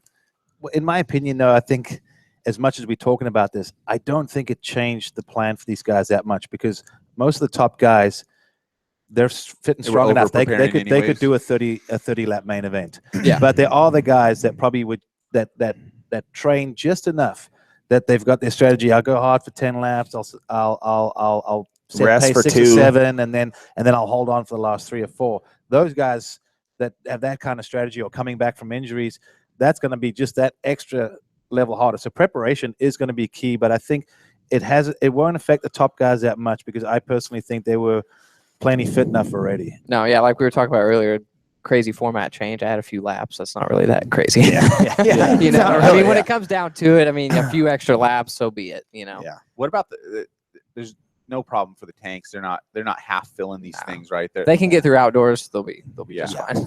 Totally. Yeah. You get good mileage in super. I was going to say, with these 450s, it's rop. Yeah. Rop. Your quarter throttle most of the lap except for the whoops. Yeah. Really. How many laps do you think you could do right now, Jeremy? Real Supercross track. Oh, I don't know. Real hey, if he rolls around like the Goonies, he could do 30 laps. Yeah, I need to go out there. Yeah, if I rolled everything, I'd be fine. Me and him would be out there all day. Are you going to go out and throw some knacks for the crew? No, again this year, I don't think so. No, unfortunately, I mean, I would. It's always fun, but man, that is so nerve-wracking these days. Because I can tell you this, they're not like, hey, Jeremy, go out and practice a couple laps. They're like, all right, just show up at this time, you can do it. I'm like, so a lot of those times I'm doing that is blind. I've never even rode the track. Even been on Me and Carmichael, when we did it a couple years ago at Anaheim, it was like I was with you guys at one time as well. You didn't even. You jumped the finish line, did a knack, and you hadn't been on it all day. And I was sweating bullets going in. I'm like, he does a knack, and I just thought, I think he hit it the right speed, and I went off at the same speed as he did, and I whipped it, and I'm like, sweet. Well, what was funny is I would do those with Carmichael, you know, and I'm like, earlier in the day, you gonna go ride? He's like, nah. I'm like, what? and so obviously, if he's not gonna ride, I'm like, well, I know I should go out there and ride.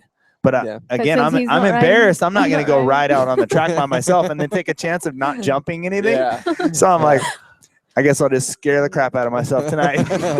So I'm like, it's only going to be 50 seconds. Yeah. Last year you didn't do any of the TV stuff for Supercross, did you? I didn't. No, I didn't. Are you doing anything this year? We need MC on TV. No, I'd like to, but you know, it's they sort of got their, you know, their team. It's all set, and in order for me to get involved, I'd have to be a little more committed to it. And I'm not interested in traveling. I really enjoyed getting in the booth with Ralph and Jeff and those guys, and that was fun. I enjoyed it because I'm still such a fan. I love it. I love watching the races, and but in order to do more of it, I just have to get more committed. Does to Carmichael have other commitments this year? I know he missed some of the events last year. He's doing some arena cross. Yeah. Something like that. They've got him working on some of the arena crosses. I want to ask you guys a couple of the people maybe that we haven't talked about and get your opinion on them, so we can bang through a couple of these people. Weston Pike. Ooh. I think the field's deep this year. I think Weston Pike's stock's going to go down a little.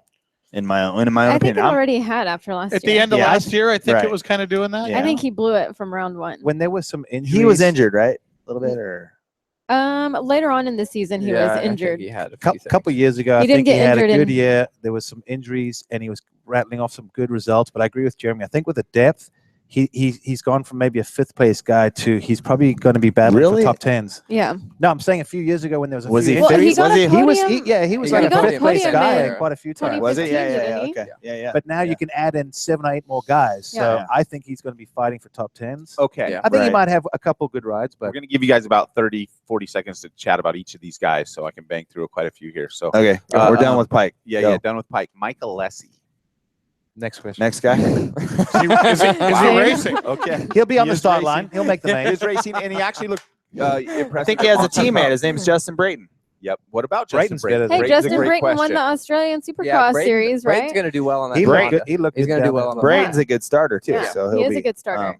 I'm stoked he got a ride. That's cool. Good for him. I mean, he was running up front a few times last year too. Yeah. So I think he's going to do pretty he's done pretty well. I just, he always seems to chuck her out a little bit towards the end. I'm glad that smart top team was able to get Brayton and then Freeze. Chisholm. Yeah. Chisholm's another. He's going back down to lights. Yeah, he's racing the West Coast. So you're gonna glad they allowed him. No, I'll be East, but yeah. Well, is he racing West? Yeah, I think so. Oh, okay. One more. Cole Seeley. Come on, Grant. Cole Seeley. I think Cole's gonna be awesome. Yeah, I do. I think he'll do well. He's just a quiet guy. I mean, I'm such a fan of him. Can he win a race BMX this year? Style. Hey, I mean, I think he's gonna lead laps. Whether he's gonna win, he I like could, Cole, but maybe. I think He won in I've said it before. I think he's a Houston. little overrated, and he never wins. he won in people talk to Houston him. 2015. Wow. He ended That's Ryan harsh. How do you Dungey's really podium feel, Ryan? streak. That's what he said a year ago. No, I mean, You just said, "Oh, Hold someone on, didn't hold win on. since 2015." Hold on, I got a good one Well, for you. same with him, but he was running up front, a few times last year. He ended always Ryan starts off Dungey's doing that in streak the beginning of the year. at the Always end of the starts year. and then he kind of peters out. Did he a little bit. podium at A1? No. I think he podiumed somewhere along the way. I think And I the said to first him- couple races. I think I said to you guys last year, I don't think he was going to win, but I thought he would get a podium or two. Do you think he's going to beat Chad Reed? for Yeah. the series, or you mean generally speaking? Just in general. Yeah. I think so. overall, yeah. I think Yeah. he'll beat I think Chad so. more than Chad will beat him. Yeah. Okay. I think he they'll does very battle. well in Supercross. I do too. No, he's a they're Supercross pretty- rider I for think sure. they'll battle. Yeah. All right, let me hit you with a couple of the lights guys, okay? How is Jeremy Martin going to be on the Geico Honda bike? He's like last year, he didn't make mains and stuff, right? No, last year he actually did make it, but the year before he missed a few. The 2 years Yeah. If you before. didn't know any better, you So- thought he was trying so hard not to win that championship. I know. I'm like, does anyone want to win this Nobody title? wanted Because to win I felt that like thing. everyone was like, no, you take it. Yeah. No, it's cool, bro. No. No, Don't I mind thought if I so did. too. Well, I see thought what so happened too. to the guy that ended up winning it? No right. Yeah, no right. Maybe they They didn't knew he something didn't know. to deal with. I know, you take that. Okay, how about Yeah. How does that work? how about Adam Cincerello? Well, he came out with a bang, and then injuries have. I think he's actually he was just supposed coming. to be the he next healthy big now? thing. Is he back? I think he's coming back from an injury right now. Oh, so, another injury. so Okay. yeah, he Okay. hurt his I shoulder just again. don't He's like Gotcha. think 6'10" he's now, gonna do isn't that he? great. Gotcha. Height-wise? definitely He got tall. huge. Yeah, I think he he's got- probably he 6 definitely got foot. tall. I'm a big fan of this kid right here, Austin Faulkner. I think he'll do well. Faulkner is a racer. I'll tell you Force. that. So even if he does He's not good. look good in practice, when he shows up to the race, when it comes like race gate time, he drops. is going to start good and he'll run up front for sure. You know what I think he did, which was smart, was going in the outdoors, and he just slowly progressed. Now he's coming in fit, healthy. You know, I think a lot of kids, they go into A1, and it's like all this pressure, and more He often than knows not, what they it's like. crash and they get hurt, Yeah. and their pro career starts off on the wrong foot.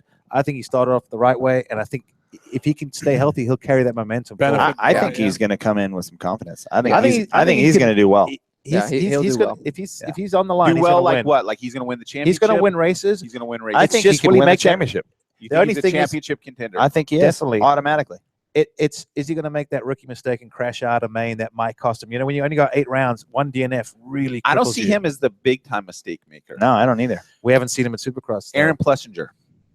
Oh, he's going to do good. Been I here- train, He's gonna I do train good. and ride with He's- this kid. he and rides is amazing. killing it right Of now. course, he's one of our boys. He's a so good shout out to Supercross him. But he's got to rider. get starts. He's got to get starts, but dude, the way he's been riding here lately, he could. But we know that riding I and racing at the front. Oh is no, a no, lot two dependent on different that. things. Two different There's things no for doubt sure. that Plessinger's riding. I mean, he was in even the last year mix was of a amazing. championship killing last year. You know, The starts is what killed him. He ruined every start. And he was coming from the back to 4th, 3rd at places where he should have won. And Oh, you for can't sure. do that in those short series. Yeah, 100%. Tell me what Christian Craig is going to do. I was surprised he was racing East. He's going to be highs and lows. I think he'll Highs have and some good lows. rounds. I don't know if he has it to make a championship run. I don't know, but he's going to win. I think he's going to win a race or two. He's fast. He's got good technique. He's very smooth, very Supercrossy Very style. precise. Sure. And there He's again, the son of Stingray, man. Come on. Race boy. Yep. Stingray was style king. I still got to go back to last year, and his battles with Cooper was some of my most exciting stuff of the whole season. Yeah. Well, let's bounce out of lights real quick. We may come back, but tell me what you think about Cooper Webb. I think he's got a cool number. He does have a cool number. I'll admit it. It looks good. Yes, sir. I don't know. It's going to be hard to say. I don't know. It's funny. This guy has smashed everybody for the last couple years, and here he is in the big bike class. And these guys know that the fight is on. It's not just going to come to him. But this guy has proven to be a bulldog. The only but I don't think that works as much as it does in lights as it does in 450. Everyone there is a bulldog. Yep. Yeah. That's true. You put Cooper Webb against Barsha, and if he rubs him wrong, then Barsha's going to take him out in the stands.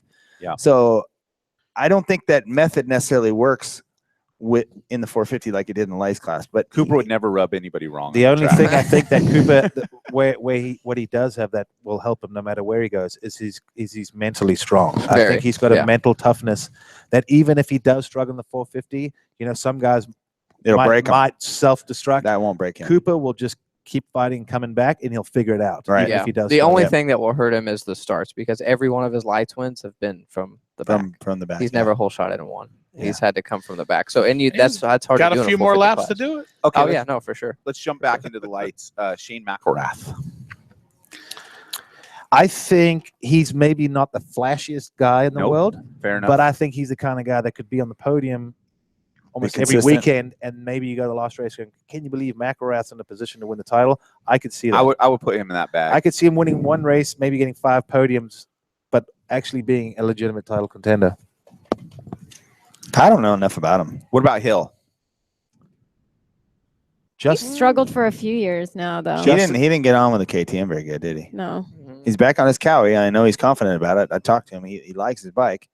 Yeah. But I think, as you know, 2 seasons go by, things change. There's a lot more heavy hitters out there, a lot more competitors. He's like his brother. He's gonna have to start. He's gonna have to start strong, I think, to be in the because he's run. also a mental guy as well. I think he's not. Yep. He's one of those guys. If it starts well, like Jeremy says, I think it can carry on. And he's got a lot of talent, like his brother. You watch him at Supercross, sometimes you go like, wow, like that kid's got something special. But he's got to have it here. And I think if he gets off on the right foot, watch out. I mean, it wouldn't surprise me to see him rattle off some wins. What about Savachi? I think he's going to do good. Think he's going to stand out? I think he got some confidence out of the outdoor series last year. I mean, or this year, I guess. I think he's continually growing. Yeah, well, that's what I was going to say. He has to be a favorite on paper coming in. Yeah. I mean, as a guy he almost beat Cooper last year. Yeah. Cooper's moved on. So yeah. Osborne? I don't know. I just don't see Osborne in Supercross winning the championship. I just don't think he has what it takes to put it all together. Well, and he hasn't won a race. He has to win a race first, and then after that, try to take off from there, get some confidence to try to take. I don't think he's ready to win a title. Has this guy sent you a thank you card yet? His name is Dan Reardon. No, he has not. He has What's not. the deal, man? But he is a good guy, though. I really like Dan. I've got to know him a little bit since he came over. I really do like Dan. What's with the thank you Seems card? like a good guy. Since when he got hurt, Colt here got hurt, Dan got handed a great position on a really great team. What do we expect? How Have old you is watched Dan him? now? I Because he think was Dan is racing like- when I raced. Yeah, I think he's like 30 something. He's like I think there's he's another like weird- John he's Dowd. He's 31 like or John 32. Dowd in the lights class. Yeah, he's like 31 or 32, I think, honestly. so. Yeah. He's kind of older, but that old experience might take him to some No, good he's races. an awesome rider Yeah. too. He's a great dude. Yeah. She should do fine. Yeah, we got to get him in here on the show one of these days. Most definitely. That's pretty cool. What are we expecting out of Ferrandis when he comes back? I actually think he's going to be good. I was actually just at the Yamaha track today watching him ride a little bit, and he's only been riding Supercross for like a week, and he's already going actually pretty fast. So I'll be very anxious to see when he gets another month or so of experience, but he still lacks Supercross experience. He's a French guy, right? Yeah, but they've all done French Supercrosses. A lot of those Yeah, guys, yeah. I think they've grown up on that. Yeah, I think they're coming here doing the I'm unprepared, but meanwhile they have been riding. No, he's good though. He's a very, very good rider. He can ride. Very We've good seen rider. his speed, and he's one of the Europeans that actually has the skill to go to Supercross. No, off the bat, 100%. Funny story. I was out at Nuevo after the rain over the weekend riding the sand tracks with the JCR Honda team.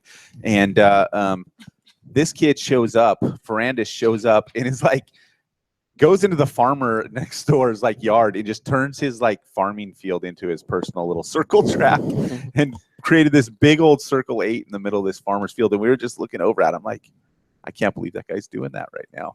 I mean, it was a really great turn track, but Did you go over there and ride it? no. You're like, he's gonna get busted by himself over there. We're not going. What do we expect out of Colt Nichols when he comes back? I mean, there's a lot of hype around this kid. People are saying A lot of things hype like around me? the Really? next Langston, the Really? next McGrath, the next Dungy. That's a good thing. Hey, if I'm in that category, I'm A-okay with That's that. a good thing. Well, I remember no when doubt, when no I doubt. did the announcing for Arena Cross. I remember it was his rookie year, and I saw his progress, and I was like, man, this kid's got he's got the it factor. So I'm excited. I think Colt's one of those guys too that needs to just obviously be healthy, and I think later in the season, I think he can go and win a race too. I mean, we saw him doing an Arena Cross. And if you've, like he said, he'd like to do Supercross all around. He's another guy that you can just tell has that Supercross timing and technique. What'd you do when you hurt yourself? It was actually kind of just a little weird deal, a little bike incident, and then bailed and just case jump with my feet. With your feet? Yeah. I did that Did one of years ago those. and dislocated my hip. Yeah. So yeah. Ended up getting a hold of Gosh. the femur. So Yeah, gosh, wouldn't it be nice to have that one extra foot? oh, I know, just Where you one could extra just foot, I get could the just slid planning. right down Yeah, that like thing. Roxon did. But yeah, just same thing. But Right. that's okay. What do we think is going to happen with our boy Dean Wilson? What do- have we? Man. Has anybody been watching him? I know he's going I watched him very today. fast. Yeah, I watched him today actually riding. He was riding a test bike for Yamaha, and he always goes so fast though. I mean, you watch him and he's just fast. He's a fast rider. Is It's he just one, to sneak he's in. one of those guys that's a Monday through Friday guy, maybe. Yeah. I mean, he's Well, he's very, in a very fast. difficult position. Very. I mean, he's showing up to A1 on a. I mean, they By just gave himself. him his bike today, so. Yeah, but if I know Yamaha, they're usually pretty good, and they will help him out. And, Oh, for and I sure, tell you what, most definitely. with just some of the factory parts, and even just the GYTR stuff that they'll help him out It's with. very good. Yeah. It's pretty good. I mean, And the Very good. 450 You don't need Yamaha's fast bike. You don't, Yeah, yeah, very. especially the Yamaha. It's got so much power, and that's why they get good starts. I think the biggest thing is they just got to make sure that they get the suspension dialed for him. Yeah. And I think whether he's riding on that bike or another team, I think if he's healthy and he comes in with a little something to prove, Dino Yeah. will race some Albras. And like I said to him, you might be the fill-in guy because there's so many riders Yep. signed up. People are going to be getting hurt soon. I I- mean, we I- hate to say it, but it's But it's a just fact, part and of the I don't sport. think Yeah, it's it's going part to of the take sport. more than a few weeks of some Yeah, but good the bad results. part is in the last few years, it's been him. yeah, Yeah. exactly. Yeah. So his main objective should be to stay healthy. Yeah. Mhm. Okay. Above all okay, else. let's work on staying healthy and we'll inch up on the results. But you gotta, in order to make the series and get the opportunities, you gotta make laps. Mhm. Exactly. And gotta be in unfortunately it for to win him it. in the last 2 or 3 seasons, He's only made it 2 races in. yeah. Yeah. So his position, he's in a terrible position, but it's due to his racing and what's happened in his situations. Mhm. Okay. So Give And me we've the learned, stuff. we've learned in our I- sport, you can I be think he's injured gonna one do year, well. but if you have back-to-back years, you almost It's you're very hard damaged to come goods, back you from. know. Oh yeah. and no, again, for the sure. sport changes so much in 2 seasons. Give me Blake Baggett. Man, I don't know. I never thought of Blake as a Supercross rider. I just never did. He was always Right. that late, like charger in the outdoor nationals, so strong a few years ago, where he just come from behind and just smoke everyone. Fitness level just out of this world. But man, what I saw a week and a half ago, I was like, that's Baggett. So I was pretty surprised, and I think that he might be a little bit of a sleeper if he can get some good starts. I don't know, man. He could be pretty good. So I never thought his style. I never thought his style would kind of be. I think top five. Top I think I think so. I think he could be fighting for 5th and 4th. I mean, maybe not every weekend. I'm saying, but I think that's. By the way, I was seeing him ride. That's sure his plan. I think. But I think if he is riding as good as that every day, he's in a great position, right? Because no one's talking about him.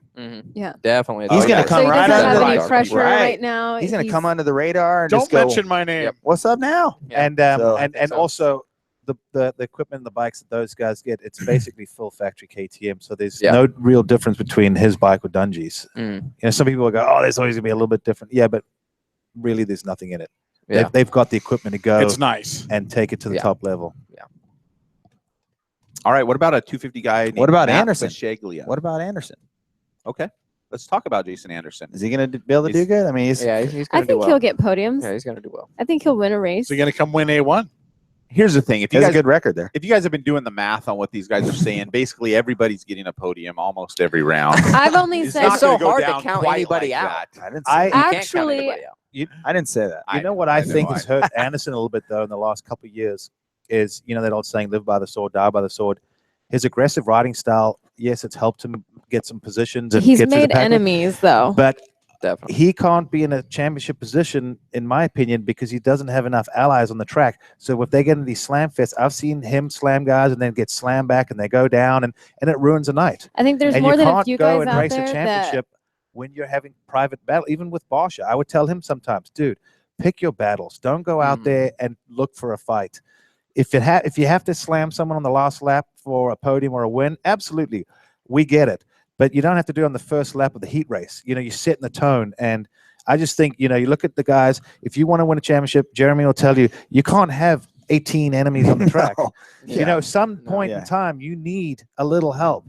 And if someone's like, oh, it's between him and the other guy, I'm going to make life difficult on him, and I'll basically let this guy by. So I think for him, he might need to send out a few Christmas cards and do some backslapping here in the next few rounds. A lot of buddies. Hey, buddy.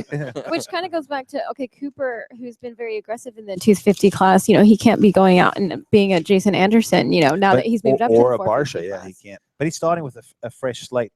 I don't know. I think everyone's ready for him because everyone's but if he doesn't go and hit them or do something, they're really they go, okay, cool. But they're on the lookout. They're like, oh, this kid's kind of a, he's kind of a punk on the track. Aware. Yeah, most definitely. But I actually think it's like schoolyard tactics. It's like prison yard tactics. Even you kind of got to go out there. I mean, you and the slammer with MC Hammer. That's the thing. Survival of the fittest. Hammer. That's the thing. Like, you got to go out there also and say, hey, I'm not here to be punked. If you even come at me and punk me, I'm going to park you. Get out. All 19 of you. Here's the situation. There's no way you can do that. Here's the situation. This guy acts like he runs a prison yard. This kind of stuff with the paybacks and the slamming people and all that. That doesn't just last one race or two races or a season. The Cooper Webb is coming out right now as 450. This is an empty slate, like you said, but we know the backstory. We know the history. We know what he's made of, what he does. This can go with him now, like it has with Barsha, from now until the end of his career. Or he can change it now and have some etiquette and make it nice from here on out. Yeah, he can still be strong, be tough, and do all those things. But those times when you go, you know what, I'm taking this dude out right now. Do you think you're going to have to roll out of that a few times? I think he might. I'm with you. I just think you got to stand up for yourself at least once, and then you can shift into, look, I've proven I will. Don't put me in the position. I don't think so. But I think right now, the way Cooper is, I think going into the 450 class, coming up in a couple of weeks, I think that the slightest wrong move by him is going to be taken as a bigger wrong move. Right, but he's created that. He's under the microscope. Exactly. He's created that. So any little thing is going to be blown up in the mind of the guys out there right now. So, so then he needs to remember that, I think, right? And I think Jason Anderson, from last year, there's more than a few guys that are looking Wanna to get get a him? little Mainly bit. Cole Seeley, payback. I'll say that. But I don't know. Mainly Justin Cole. Brayton had a few choice words to say about Yeah, Jason yeah. Anderson wow. last year Sure. You too. could get Justin upset. You're doing something wrong. He was pretty extremely radical. upset. Yeah. We got 60 seconds left, so I need the top 3 from you guys around the circle here, and then we're going to be signing off. Are you starting it shortly? I'll start. Let's go with the A1. top 3 with your sleeper probably. Oh, top 2 and a sleeper. Top 2 and a sleeper. Okay. Or we Top know three that we kind of know the We top know 3. the top 3. Yeah, the top 3 is It's- pretty. Yeah. Maybe you do, maybe you don't. I know the top 3 for A1 is going to be Roxon first, Webb second, Musquin third. Okay. Wow. I'm going to go Roxon. I'm going to go off the rails a little bit and say Musquin second, and then I'm going to pick Seeley for third. Interesting. So Roxon, Musquin, and Seeley. Interesting. I'm going to have to go with Roxon probably winning the race. It pains you to say that. No, I look, man. I mean, he's the guy right now. I think Roxon's the guy. I'm he's got that optimistic. I think Tomac's going to be in the top 3. I think Seeley be in the top 3. Whether it's 2-3, 3-2, hopefully it goes that way. You guys are crazy. Anderson, I think will be, or Dungey fourth. How is maybe. Dungy not even in the conversation? I know, that's what I was going to say. I know. Basically, like- in my You guys mind, have your chance. I've got Dungey fourth and Tomac fifth in my mind. Okay. Just for Anaheim one. Okay, we got to wrap it quick here. Okay. 1, Roxon, Dungey, and third, I will go dark horse. I'll go Jason Anderson for third. That's good. Solid. 1, I 2, was 3. going to go Roxon, Musquin, and Dungey. Solid top 3. Roxon, Musquin, Dungey. Can I change my vote? You never know. Any of those guys. Roxon, Musquin, Roxon. Webb. All right, that's Okay. solid. That's Yeah, solid. All right, that's you fine. heard it here. It's on record right now. Moving forward, we'll be back with more here. We really got to wrap up. I do want to mention you guys can check out Grant Langston Motorcross Training with the Champ, and you can pick them up at Langston Racing, I'm sure, and Langston online. Motorsports Langston Motorsports. GrantLangstonMX.com. And Yeah, Grant- put a lot of effort into Grant it. Langston. So I think it's a pretty good video. I think people will get a lot out of it. I put some You lot throw of some blood, sweat, whips. and tears. Throw some whips. Yep. Hey, thank you all for coming out here tonight on our first big preview show. We'll First be of talking several. next week, and then it's going to be race talk from then on out for the next several weeks. And you can always catch it right here on the Action Sports Show each week, 6 to 8 p.m. Go to theactionsportshow.com. Follow the social media at TE Action Sports.